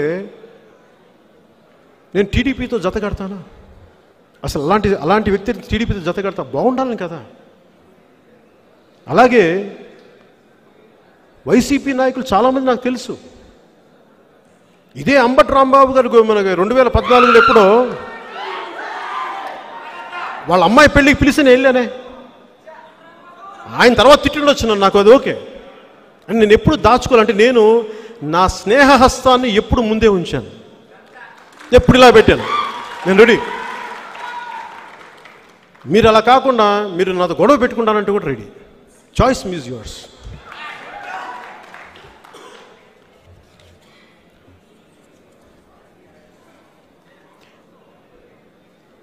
నేను పోరాట యాత్ర స్టార్ట్ చేసినప్పుడు నేను 25 సంవత్సరాలని చెప్పాను మీకు ఆ రోజున. 25 సంవత్సరాలు 2014లో నేను 25 సంవత్సరాలు పనిచేస్తానని చెప్పాను. అదేదో మీ చేత చప్పట్లు కొట్టించడానికి సరదాకు చెప్పలేదు, నేను నిలబడటానికి చెప్పాను. 2 చోట్ల ఓడిపోయినా, ఇంత స్టార్డమ్ మొదలుకొని వచ్చినా, మేము 2009లో అప్పుడు ఎలక్షన్లో చేసిన పొరపాటుకు నేను ప్రాయశ్చితం చేస్తున్నాను, మీకు క్షమాపణలు అడుగుతున్నాను. మిమ్మల్ని 2 చేతులతో క్షమాపణలు అడుగుతున్నాను, ప్రాయశ్చితం చేసుకుంటున్నాను. ఒకసారి మాటిచ్చి నిలబడలేక నేను దాంట్లో ఉన్నాను కాబట్టి బాధ్యత తీసుకొని మీరు ఏ శిక్ష విధించినా, మీరు ముఖ్యమంత్రి పదవి ఇవ్వండి ఇవ్వకపోండి, అది వరించనివ్వకపోండి, నాకు ఓకే. కానీ నేనైతే మీకు పని చేయడం ఆపను. ఎందుకంటే ఒకసారి మీరు మనసు పెట్టిన తర్వాత నేను వదలను. ఎందుకంటే అది నా మాట మీద నాకున్న గౌరవం, అది నా మీద నాకు అంత గౌరవం ఉంది.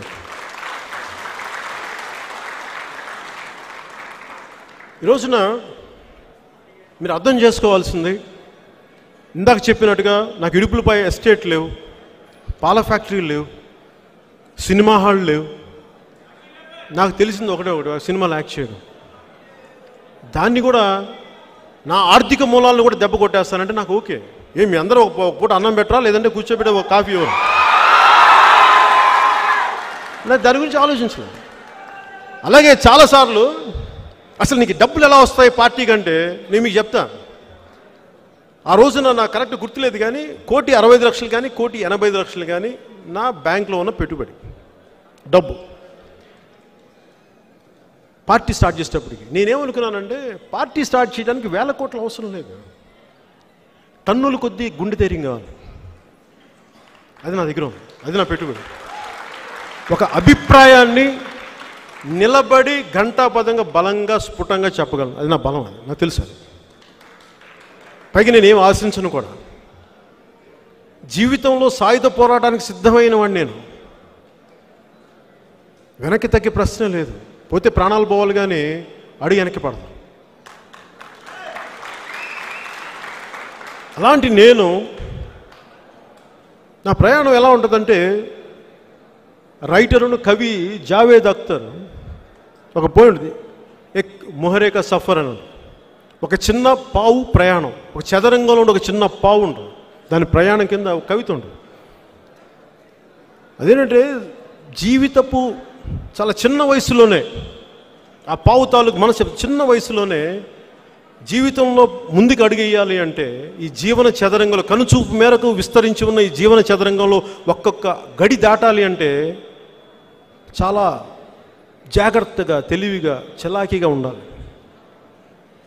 ఎందుకంటే సంపూర్ణంగా ఈ రాజకీయ చదరంగాన్ని పావులన్నీ ఆల్రెడీ కప్పేసి కూర్చున్నాయి. ఒక్క అడుగు వేస్తే చంపేస్తారు. ఒక్కొక్క అడుగు ముందుకు వేసుకెళ్తే ఎటు చూసినా నలువైపులా నైవంచుకులు, చంపేసేవాళ్ళు, ద్రోహులు, ఘాతకులు, ఇలాంటి మధ్య ఒక్కొక్క అడుగు వేస్తే నాకు తెగిపోతా ఉంది. అయినాక నేను ముందుకు నడుస్తూనే ఉన్నా, ఒక్కొక్క అడుగు ముందుకేస్తున్నాను.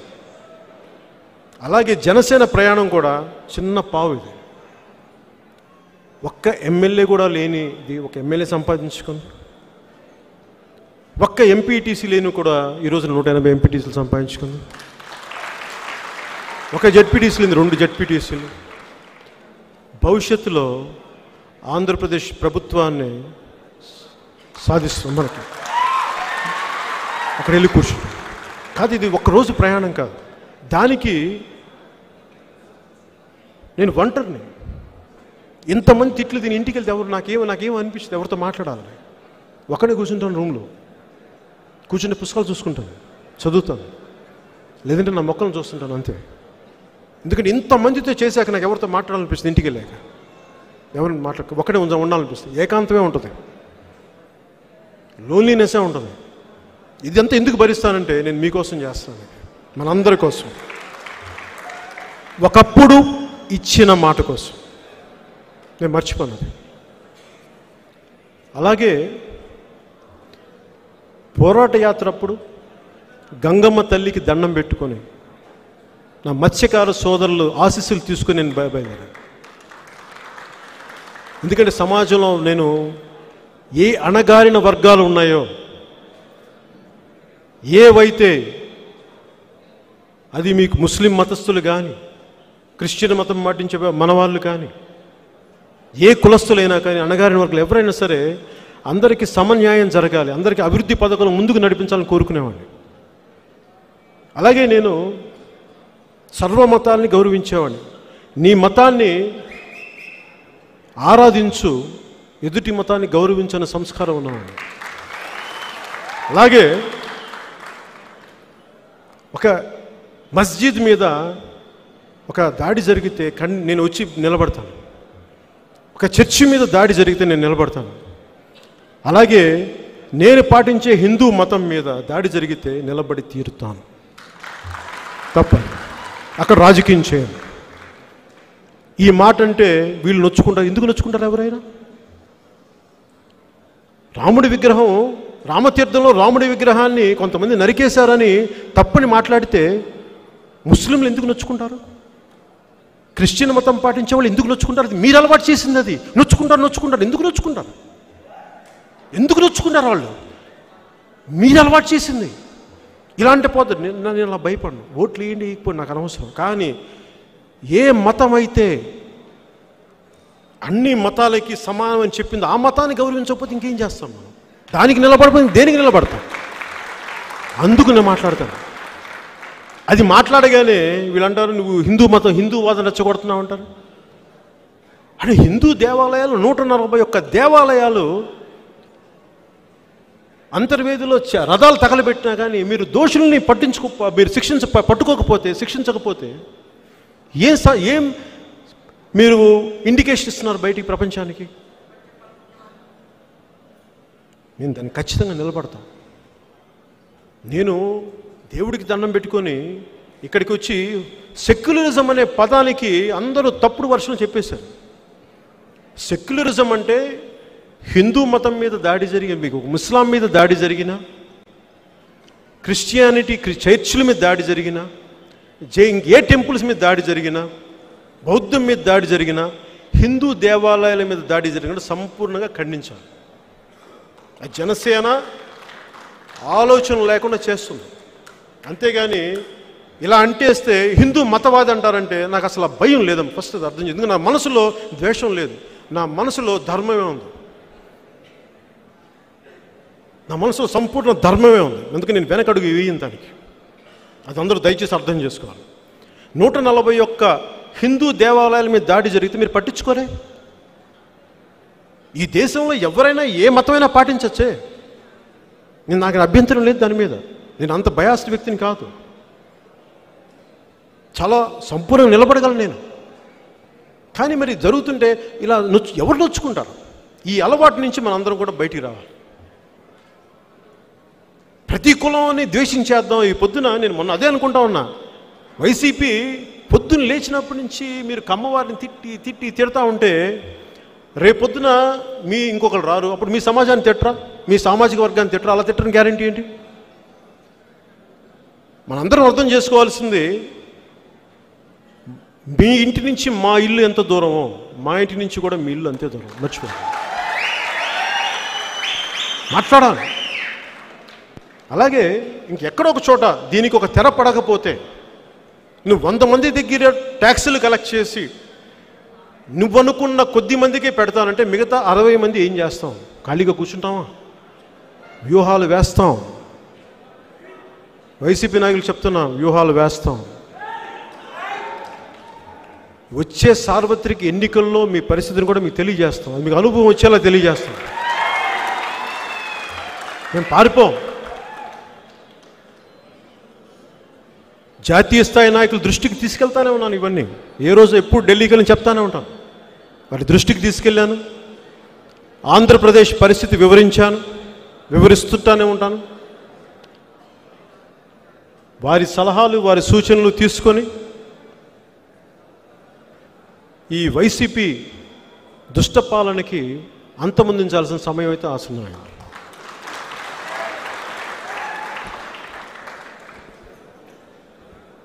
ఈ రోజున నేను అందరికీ ఒక పిలుపునిస్తున్నాను. మీ దగ్గరికి మీ అందరినీ అభ్యర్థిస్తున్నాను. ఇంకా మనం పిరిగితనం మానేద్దాం, పిరిగితనం ఆపేద్దాం. నేను ఎప్పుడు నాకు పిరిగితనం లేదు, నేను జాగ్రత్త ఉంటుంది. ఎందుకు జాగ్రత్త ఉంటుందో చెప్తాను మీకోసమే. ఈ పిల్లలు ఉంటారు, మా పిల్లలు, నా బిడ్డలు జెండాలు పట్టుకొని బైకులు తిరుగుతూ ఉంటారు. నేను ఎవరి దగ్గరికి వచ్చి నమస్కారం పెట్టి మాట తెలంగాణలో తిరుగుతాను. అందరూ ఎందుకు మాట్లాడతారు? మా వాళ్ళు కొంచెం ఒక మాట అనకండి, వాళ్ళు హుషారుగా బైకులు స్పీడ్కి వెళ్తారు తప్ప మా వాళ్ళు వేయించారు. నమస్కారం, మంచిగా ఉంటాను, మీకోసం మంచిగా ఉంటాను. నా కోసం నేను ఎవరు బయటికి రాను, ఇంట్లో నుంచి బయటికి రాను. కానీ మీకోసం నేను ఎప్పుడు బయటకు తగ్గి మాట్లాడతాను, మీకోసం. అలాగే ఆంధ్రప్రదేశ్ ప్రభుత్వ శాఖలందరికీ కూడా నా విన్నపం, ప్రభుత్వాలు మారబోతున్నాయి వచ్చే సార్వత్రిక ఎన్నికల్లో. ప్రభుత్వాలు మారబోతున్నాయి. జీవితం అంటే నువ్వు ఊహించుకొని జరగటమే కదా. పవన్ కళ్యాణ్ 2 చోట్ల ఓడిపోతాడు ఊహించుకోవాలి, జరిగింది కదా. అలాగే 151 సీట్లు వచ్చిన వైసీపీ 15 సీట్లకు రాదని కూడా జరగచ్చుగా. మరి అత్యాశగా సున్నాలు వస్తాయని నేను చెప్పట్లా. 151లో ఒకటి చెరిపేయచ్చు కదా జీవితం. పరమాత్మ చెరిపేయచ్చు, 15 మిగులుతాయి మీకు. అప్పుడు పాండవ సభ ఎలా ఉంటుంది అప్పుడు చూపిస్తాను నేను. మన కౌరవ సభ చూపించారు కదా, అప్పుడు పాండవ సభ ఎలా ఉంటుందో చూపిస్తాను. మీరు ధర్మంతో పెట్టుకున్నారు, మీకు చూపిస్తాను. మీకు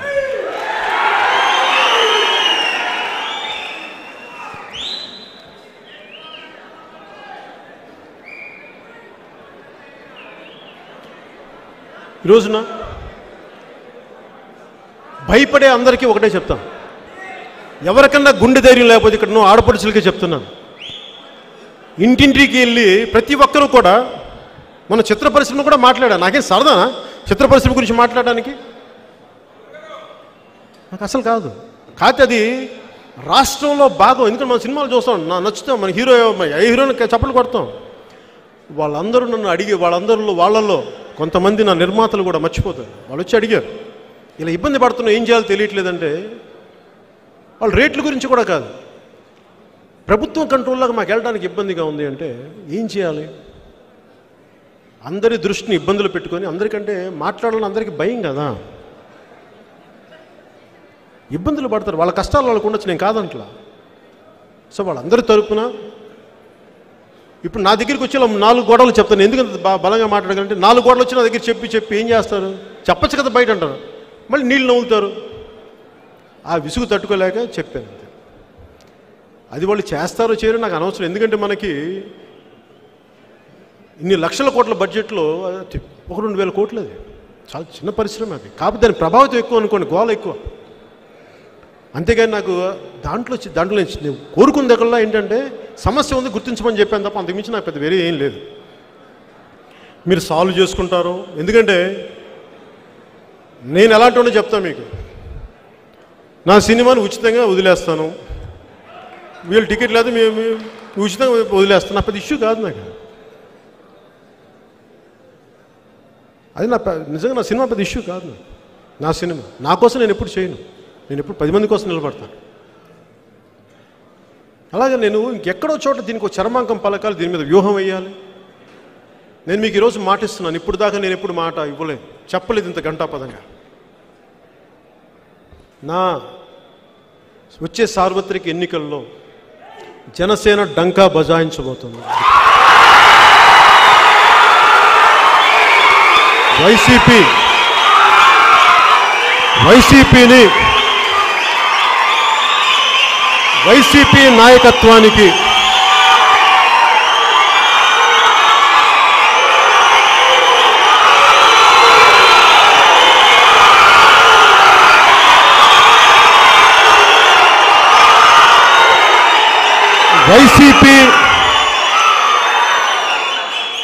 వైసీపీ నాయకత్వానికి నేను ఛాలెంజ్ చేస్తున్నాను. పవన్ కళ్యాణ్ ఛాలెంజ్ చేస్తున్నాను. రా బయటికి రా బయటికి పెట్టుకున్నారా? మీరా మేవా? రా తెలుసుకుంటారని ఏం పల్ల మీ తాట తీసి మోకాల మీద కూర్చోబెట్టండి. ఇక్కడున్నా స్పీకర్స్ కూడా చెప్తా ఉన్నాను, జనసేన స్పీకర్స్గా చాలామంది వెళ్తుంటారు. మీరు మీడియాకి వెళ్ళి బలంగా మాట్లాడండి. జనసేన వైపు మాట్లాడితే తోలు తీస్తామని చెప్పండి.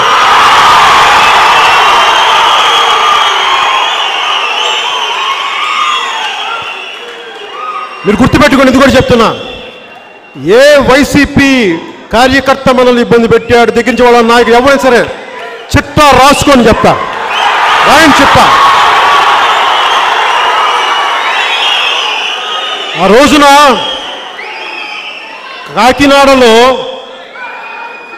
కాకినాడలో మా ఆడబిడ్డల మీద మీరు చేయి చేసుకున్నా నేను మర్చిపోలేదు. మర్చిపోవాలి. ఎందుకంటే మేం కెలకలా, మిమ్మల్ని మేము తిట్టలా, మీరే తిట్టేసి పచ్చిబూతులు తిట్టేస్తే మా కోపాలు రావా? మీ నాయకుని చెప్తే మీరు ఊరుకుంటారా? మీరే తిట్టి మీరే మరి మా వాళ్ళ కోపం వస్తే ఎవరి చేత కొట్టించారు? అన్నీ మాడపడుచు అన్ని కులాల నుంచి వెళ్తే మీరు అందరి చేత కొట్టించారు. నేను మర్చిపోలేదు, గుర్తుపెట్టుకోండి. మీకు కూడా చెప్తానమ్మా, నేను మర్చిపోయే ప్రసక్తే లేదు. నాకు తెలుసు, ఎవరెవరు అందరూ తెలుసు, నాకు మర్చిపోయే ప్రసక్తి లేదు. ప్రజాస్వామ్య పద్ధతిలో ప్రజాస్వామ్య పద్ధతిలో ఎవరు ఏం చేశారో మీకు దాని తగ్గగా ప్రతిఫలం మీకు ఇవ్వబడుతుందమ్మా, మర్చిపోండి. ఎందుకంటే ఇది పవన్ కళ్యాణ్ చెప్పేది కదమ్మా, ఇది లా ఆఫ్ ఫిజిక్స్ అంటారు దీన్ని. చర్యకి ప్రతి చర్య ఉంటుంది. మేము మర్చిపోము, ఎక్కడ మర్చిపోం. మిమ్మల్ని ఎలా ఎదుర్కోవాలో తెలుసు. మీరు బీహార్ నుంచి కిరాయి మొక్కలను తెప్పించుకోండి అమ్మా. మీరు ఇప్పటిదాకా ఈ వైసీపీ వాళ్ళు ఇప్పుడు దాకా మనలాంటి వాళ్ళని చూడలేదు. వీళ్ళు ఏమంటే అనుకుంటారంటే ఏమ్రా అని ఇట్లా వాళ్ళ బూత్లో ఉంటే తిరిగితే మనం భయపడే ప్రసక్తి లేదు. తోలు తీస్తాం, మీకు జాగ్రత్త. భయపడతాం మీకు. మీ ఛానల్లో జనసేన పార్టీ పేరు చెప్పడానికి ఇష్టపడరా? మీరు చెప్పేలా చేస్తానమ్మా ఒకరోజు. చెప్పక తప్పదు, మీరు చెప్తారు, తప్పదు. ఎందుకంటే ఏనుగు ఒక రూమ్లో కూర్చొని ఏనుగు తిరుగుతూ ఉంటే మేము గుర్తించలేదంటే నీ కర్మ అది వచ్చి దానికి ఆ పాదాల కింద నలిగిపోయే వరకు అమ్మ అంటావు. అప్పుడు తెలుస్తుంది,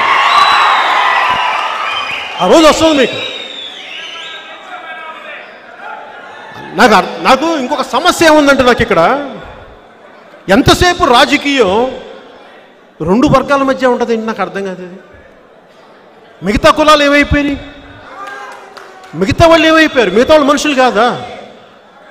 70 సంవత్సరాలు పాలించి మిగతా వాళ్ళ పరిస్థితి కూడా ఆలోచించాలి కదా.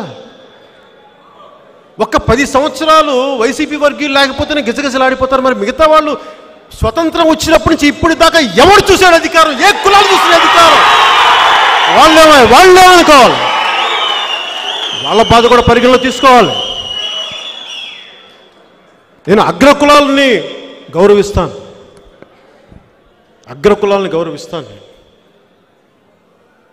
చాలా బలంగా గౌరవిస్తాను. మా నాన్నగారు ఈ మాగుండు సుబ్బు, ఇప్పుడు వాళ్ళ శ్రీనివాసరెడ్డి గారు అంటున్న వాళ్ళ ఎంపీ, మా నాన్నగారు స్నేహితులైన. నేను చిన్నప్పటి నుంచి నెల్లూరు రెడ్లతో పెరిగినవాడిని. నేను కులద్వేషాలు రెచ్చగొట్టను. కాకపోతే అందరికీ సమన్యాయం చేయండి. సమాజంలో అందరం ఉన్నాం కదా, ఒక్కళ్ళం కాదు కదా, మీరు ఒక్కళ్ళే కాదు కదా, అందరికీ ఇవ్వండి స్థానం. పెత్తనం ఒక్కళ్ళే చలాయిస్తానంటే ఇలా కుదరదమ్మా. ఆ రోజులు అయిపోయినాయి, నిజంగా చెప్తున్నాను. ఒక్క కులమే శాసిస్తానంటే కుదరదు, ఆ రోజులు అయిపోయినాయి, మర్చిపోండి. నేను ఇక్కడ ఇంతమంది ఉన్నాం, అడగండి ఒక్కొక్కరిని ఏ కులాల నుంచి వచ్చారు.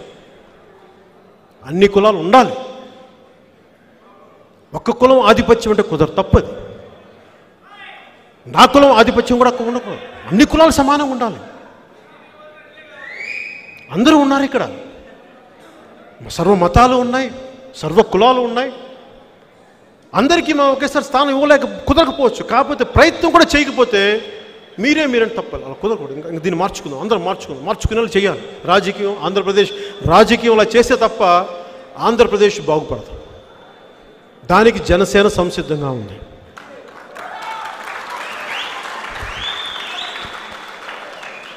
ఏ అణగారిన వర్గాలకి అధికారం లేదో, సోషల్ జస్టిస్, సామాజిక న్యాయం ఒకప్పుడు చెప్పి మేము అందరూ అడుగుని పెడేసాం. నేను మర్చిపోలేదు. ఎందుకంటే అన్ని కులాలకి సమన్యాయం అంటే ఆ పరిస్థితులను తగ్గట్టుగా నిలబడతాం, అన్నికి చేసుకుంటూ వెళ్తాం. మేము వెనక్కి వెళ్ళాం. నేను మర్చిపోలేదు ఆ మాట. పవన్ కళ్యాణ్ నిలబడతాడు, జనసేన నిలబడుతుంది. ఇంకొకసారి గుర్తు చేస్తా ఉన్నాను మీకు, నాయకుడు చనిపోయిన తర్వాత నాయకుడి గురించి మాట్లాడకండి. ప్రయోజనం ఏంటి? బతుకున్నప్పుడు రక్షించుకోలేని వాళ్ళు చనిపోయిన తర్వాత మాట్లాడితే ప్రయోజనం ఏంటి? మీరు ఆలోచించండి. అందుకని అన్ని రకాలుగా అన్ని పద్ధతుల్లో నేను మొన్న మాట్లాడుతూ ఒకటి చెప్పా. వైసీపీ మీరు కేవలం కమ్మవారి సమాజాన్నే మీరు దాడి చేసుకుంటూ వెళ్ళిపోతే ప్రతి ఒక్కరు ఏదో కులానికి చెందాలి కదా, ఒక మతానికో కులానికో చెందాలి, మాకు చాయిస్ లేదు. మీరు కక్ష కట్టేసి కశ్మీర్ పండిట్లను తరివేసినట్టుగా ఒక జాతిని ఆంధ్రప్రదేశ్ని తరివేద్దామంటే తప్పు కదా. అలా చెయ్యొచ్చా? మానవత్వం అది? అలా కుదురుద్దా? ఆలోచించాలి కదా. అలాంటి దాడులకి బాధితులకు కూడా మేము అండగా ఉంటాం. నేను మీకు మాటిస్తున్నాను. అలాగే వైసీపీకి నేను మీకు ఈ రోజున మీరు మమ్మల్ని యుద్ధానికి రమ్మని పిలిచారు. నేను అడగలా. మీరు నన్ను కవ్వించారు, మీరు నన్ను పిలిచారు. మీరు మా వాళ్ళ మీద కర్రలతోటి మేకులు గుచ్చి మా వాళ్ళని తలకాయలు పాల్గొట్టారు. మీరు మా ఆడబిడ్డల ఒంటి మీద చెయ్యేశారు. మీరు మా నాయకుల మీద, మా మధుసూదన్ రెడ్డి గారు నాయకుల మీద మీరు అక్రమంగా కేసులు బనాయించి ఇబ్బందులు పెడతా ఉన్నారు. ఎస్సీ ఎస్టీ అట్రాసిటీ యాక్ట్లు, దళితుల మీదే మీరు ఎస్సీ ఎస్టీ అట్రాసిటీ యాక్ట్లు పెట్టే స్థాయికి మీరు వెళ్ళిపోయారు. ఇక మిమ్మల్ని ఆంధ్ర రాష్ట్రం నుంచి పంపించేయాల్సిన సమయం అయితే ఆసన్నం అయిపోయింది. మీరు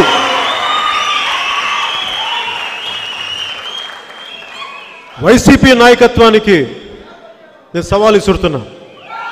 రండి, మీరు నా గురించి ఏం మాట్లాడతారో మాట్లాడుకోండి, ఏం చేస్తారో చేసుకోండి. ఛాలెంజ్ విసురుతున్నా, మీకు చేసుకోండి. దమ్ముతో మాట్లాడుతున్నా. సినిమాలు ఆపుతారా? ఆపుకోండి చెప్తా, ఆపుకోండి.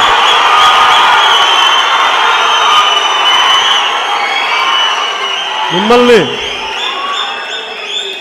భవిష్యత్తులో మీకు ఉంటుంది, మీరు కానీ యుద్ధానికి మీరు పిలిచారు, మీరు, నేను కవ్వించలా. కాకినాడలో మీ ఎమ్మెల్యే మా ఆడపడ్డల మీద దాడి చేశాడు. మేము అడగలా, మేమేం వల్ల మీరు పచ్చి బూతులు తిడితే మమ్మల్ని లాక్కొచ్చారు. ఏంటి అని ప్రశ్నిస్తాం, మా మీద దాడి చేశారు. ఇలాంటి దాష్టికాలు ఒకటి కాదు. అనంతపురం జిల్లా నుంచి మన శ్రీకాకుళం వరకు మీరు అందరినీ మమ్మల్ని ఇబ్బంది, మా కార్యకర్తని, మా జన సైనికుడిని నిర్దాక్షిణ్యంగా ఆత్మహత్య చేసుకుని చేశారు మీ ప్రకాశం జిల్లాలో గిద్దలూరు. నేను మర్చిపోలా. ప్రజాస్వామ్యబద్ధంగానే మిమ్మల్ని ఎలా ఎదుర్కోవాలి, మిమ్మల్ని ఎలాగా లొంగదీసి కింద కూర్చోబెట్టాలో మాకు తెలిసిన వాళ్ళని గుర్తుపెట్టుకోండి.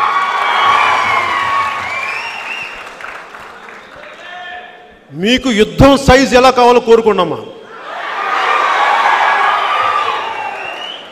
ఎలా కావాలి మీకు యుద్ధం?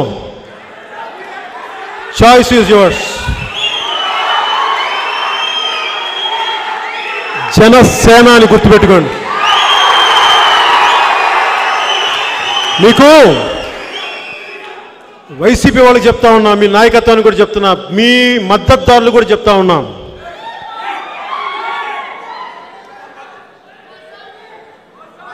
ఒక ముగింపు మాట చెప్పబోయే ముందు ఒక మాట చెప్తాను.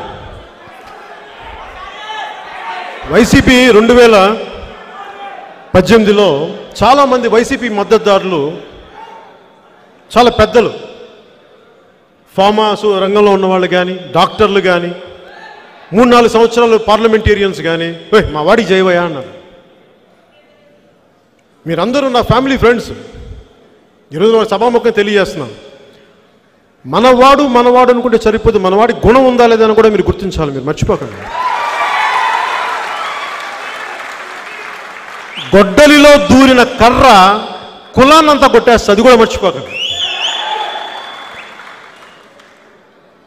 కులం ప్రధానం కాదు, గుణం ప్రధానం. మీరు ఎవరిని సపోర్ట్ చేసి తీసుకొచ్చారో ఆ వ్యక్తి ఈ రోజున ఆంధ్రప్రదేశ్ని విధ్వంసాన్ని క్రియేట్ చేస్తున్నాడు. ఆ పాపంలో బాధ్యత మీకు కూడా ఉంది, మర్చిపోకండి. మీ అందరికీ ఉంది. 2000 ఈ సార్వత్రిక ఎన్నికల్లో ఒకసారి మీరు కూడా కూర్చొని, పెద్దలందరూ కూర్చొని, కొంతమంది మీరు మాకు బంధువులు కూడా, మా అన్నయ్య గారి తరపున మీరందరూ కూర్చొని మీరు చేసిన ఈ తప్పుని ఎలా సరిదిద్దుకుంటారు మీరు కూడా ఆలోచించకపోతే తప్పు చేసిన వాళ్ళు అవుతారు. ఎందుకంటే నేను ఇంకొకసారి చెప్తున్నాను, మీకు మించి ప్రత్యేకించి మీ ఇంటి నుంచి మా ఇల్లు ఎంత దూరమో మా ఇంటి నుంచి కూడా మీ ఇల్లు ఎంతో దూరం. మర్చిపో దయచేసి నేను రిక్వెస్ట్ చేస్తున్నాను మిమ్మల్ని. గుణ ప్రధానంగా వెళ్ళండి, కుల ప్రధానంగా వెళ్ళకండి. ఎందుకంటే నేను నిజంగా నా కుల ప్రధానం అయితే ఈ రోజు నేను నిజంగా కాపులు అయితే నా కాపులే ఓటేయాలి, కాపు నాకు అందరూ ఓటేయలేదే. అందుకని కుల ప్రధానం కాదు, ఇక్కడ గుణం ప్రధానం, గెలుపు ప్రధానం. నేను మనందరూ ఒకటే వేడుకుంటా ఉన్నా, అణగారిన ఏ వర్గాలకైతే అధికారం లేదో ఇప్పుడు దాకా వహించిన నాయకత్వం వహించిన పాలక వర్గాలని గౌరవిస్తూనే మిగతా కులాలని అందలు ఎక్కించాలని నేను కోరుకుంటున్నాను. మిగతా జాతుల్ని, మిగతా మతాలని సముచిత స్థానంలో ఇవ్వాలని కోరుకుంటూ,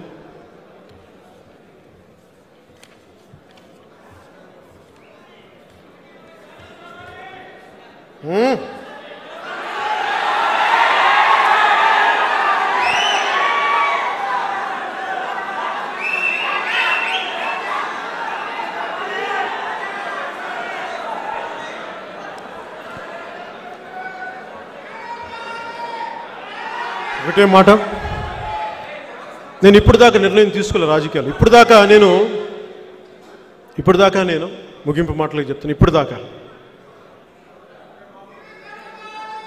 ఇప్పటిదాకా నేను ఒక సోషల్ యాక్టివిస్ట్లా పనిచేశాను, ఒక రాజకీయ నాయకులా ఎప్పుడు ప్రవర్తించలేదు. రాజకీయం మొదలు పెడతాం, గుర్తుపెట్టుకోండి. మీకు ఒకటే ధైర్యం ఇస్తున్నాను మీ అందరికీ, ఇక్కడ ఉన్న వారందరికీ, టీవీలో వీక్షించే వారందరికీ, నా మద్దతుదారులకి, నన్ను దీవించే వారందరికీ. నేను చాలా సంవత్సరాల క్రితం నా తుపాకీ ఇచ్చేసాను, నా గన్ ఇచ్చేసాను. చాలామందికి తెలియదు కదా ఎందుకు ఇచ్చేసాను, ఇప్పుడు చెప్తాను. చిరంజీవి గారు బయటికి వస్తే చాలా రాజకీయ ఈ సమతుల్యతలు దెబ్బతింటాయని చెప్పి, అందువల్ల మీ మీద దాడులు చేయబోతున్నారని చెప్పి, మీ మీద ఇట్లాంటి ఇప్పుడు నేను చూశారు కదా నిన్న మొన్న అలాంటివి చేయబోతున్నారని చెప్పి ఎప్పుడు చెప్పారండి? 2005లో చెప్పారండి. నాకు ఇది అపెండిక్స్ ఆపరేషన్, నేను హాస్పిటల్లో కూర్చుంటే ఎవరు చూడడానికి ఒక పెద్ద అధికారి ఒక ఆయన చెప్పారు. విన్నా ఏముంటాయండి సమస్యలు, మేమేమి దందాలు దోపిడీలు చేయలే, మర్డర్లు చేయలే, ఇంకేముంటుంది మాకు? ఏదో ఒక డొమెస్టిక్ ఇష్యూస్ అంటే ఎవరింట్లో లేవండి, అవన్నీ చూసుకుంటాలేనా. కాకపోతే సున్నితమైన మనుషులు కదా, మధ్యతరగతి మనుషులం కదా మనం, కాబట్టి మధ్యతరగతి మనుషులం కదా, మనకు ఒళ్ళు మనకు గుండాలు లేరు కదా, మనకు అండగా లేక భయం వేస్తే ఎలా అది 2008లో జరిగేటప్పటికి నాకు ఒకటే అనిపించింది, ఇలాంటి స్థాయి వ్యక్తికి కూడా ఇది జరిగితే మా మీద కూడా మీరు దాడి చేస్తే ఇంక సామాన్యుడి పరిస్థితి ఏంటి? అందుకే నేనేం చేశానంటే, ఏంటి వీళ్ళందరితో పోరాటం చేయాలంటే ఏం చేయాలి? ప్రాణ భయమే కదా, ఆస్తి అన్ని పక్కన పెట్టి ప్రాణం చంపేస్తారేమో అంటే. సో నా సిగ్నల్గా నేను నా సిగ్నిఫికెన్స్ దేనికి? తుపాకీ. నేను ప్రాణరక్షణ కొనుక్కుంటాడు తుపాకీ ఎవడైనా, నాకు ప్రాణరక్షణ అవసరం, నా తుపాకీ ఇచ్చేసి నేను వదులుకున్నాను. అంటే నేను ప్రాణాన్ని తెగించను అని నేను ప్రాణం మీద మమకారం లేదని చెప్తున్నాను.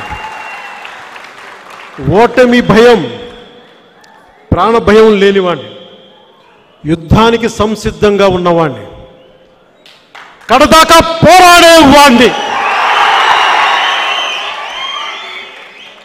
ఒక్కసారి ఏ రాజ్యాంగం అయితే మనల్ని ఇలా కూర్చోబెట్టి మనకు హక్కునిచ్చిందో ఈ సర్వసత్తాక భారత రాజ్యాంగానికి, తల్లి భూమి భారత్కి వందనాలు తెలుపుకుంటూ ఒక్కసారి మనందరం లేచి నుంచుంటే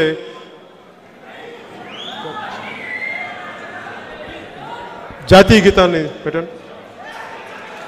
కథలో దయచేసి. जनगण मन अधिनायक जय हे भारत भाग्य विधाता, पंजाब सिंध गुजरात मराठा द्राविड उत्कल बंगा, विंध्य हिमाचल यमुना गंगा उच्चल जलधि तरंगा, तव शुभ नामे जागे, तव शुभ आशीष मांगे, गाहे तव जय गाथा। जन गण मंगलदायक जय हे भारत भाग्य विधाता, जय हे जय हे जय हे जय जय जय जय हे।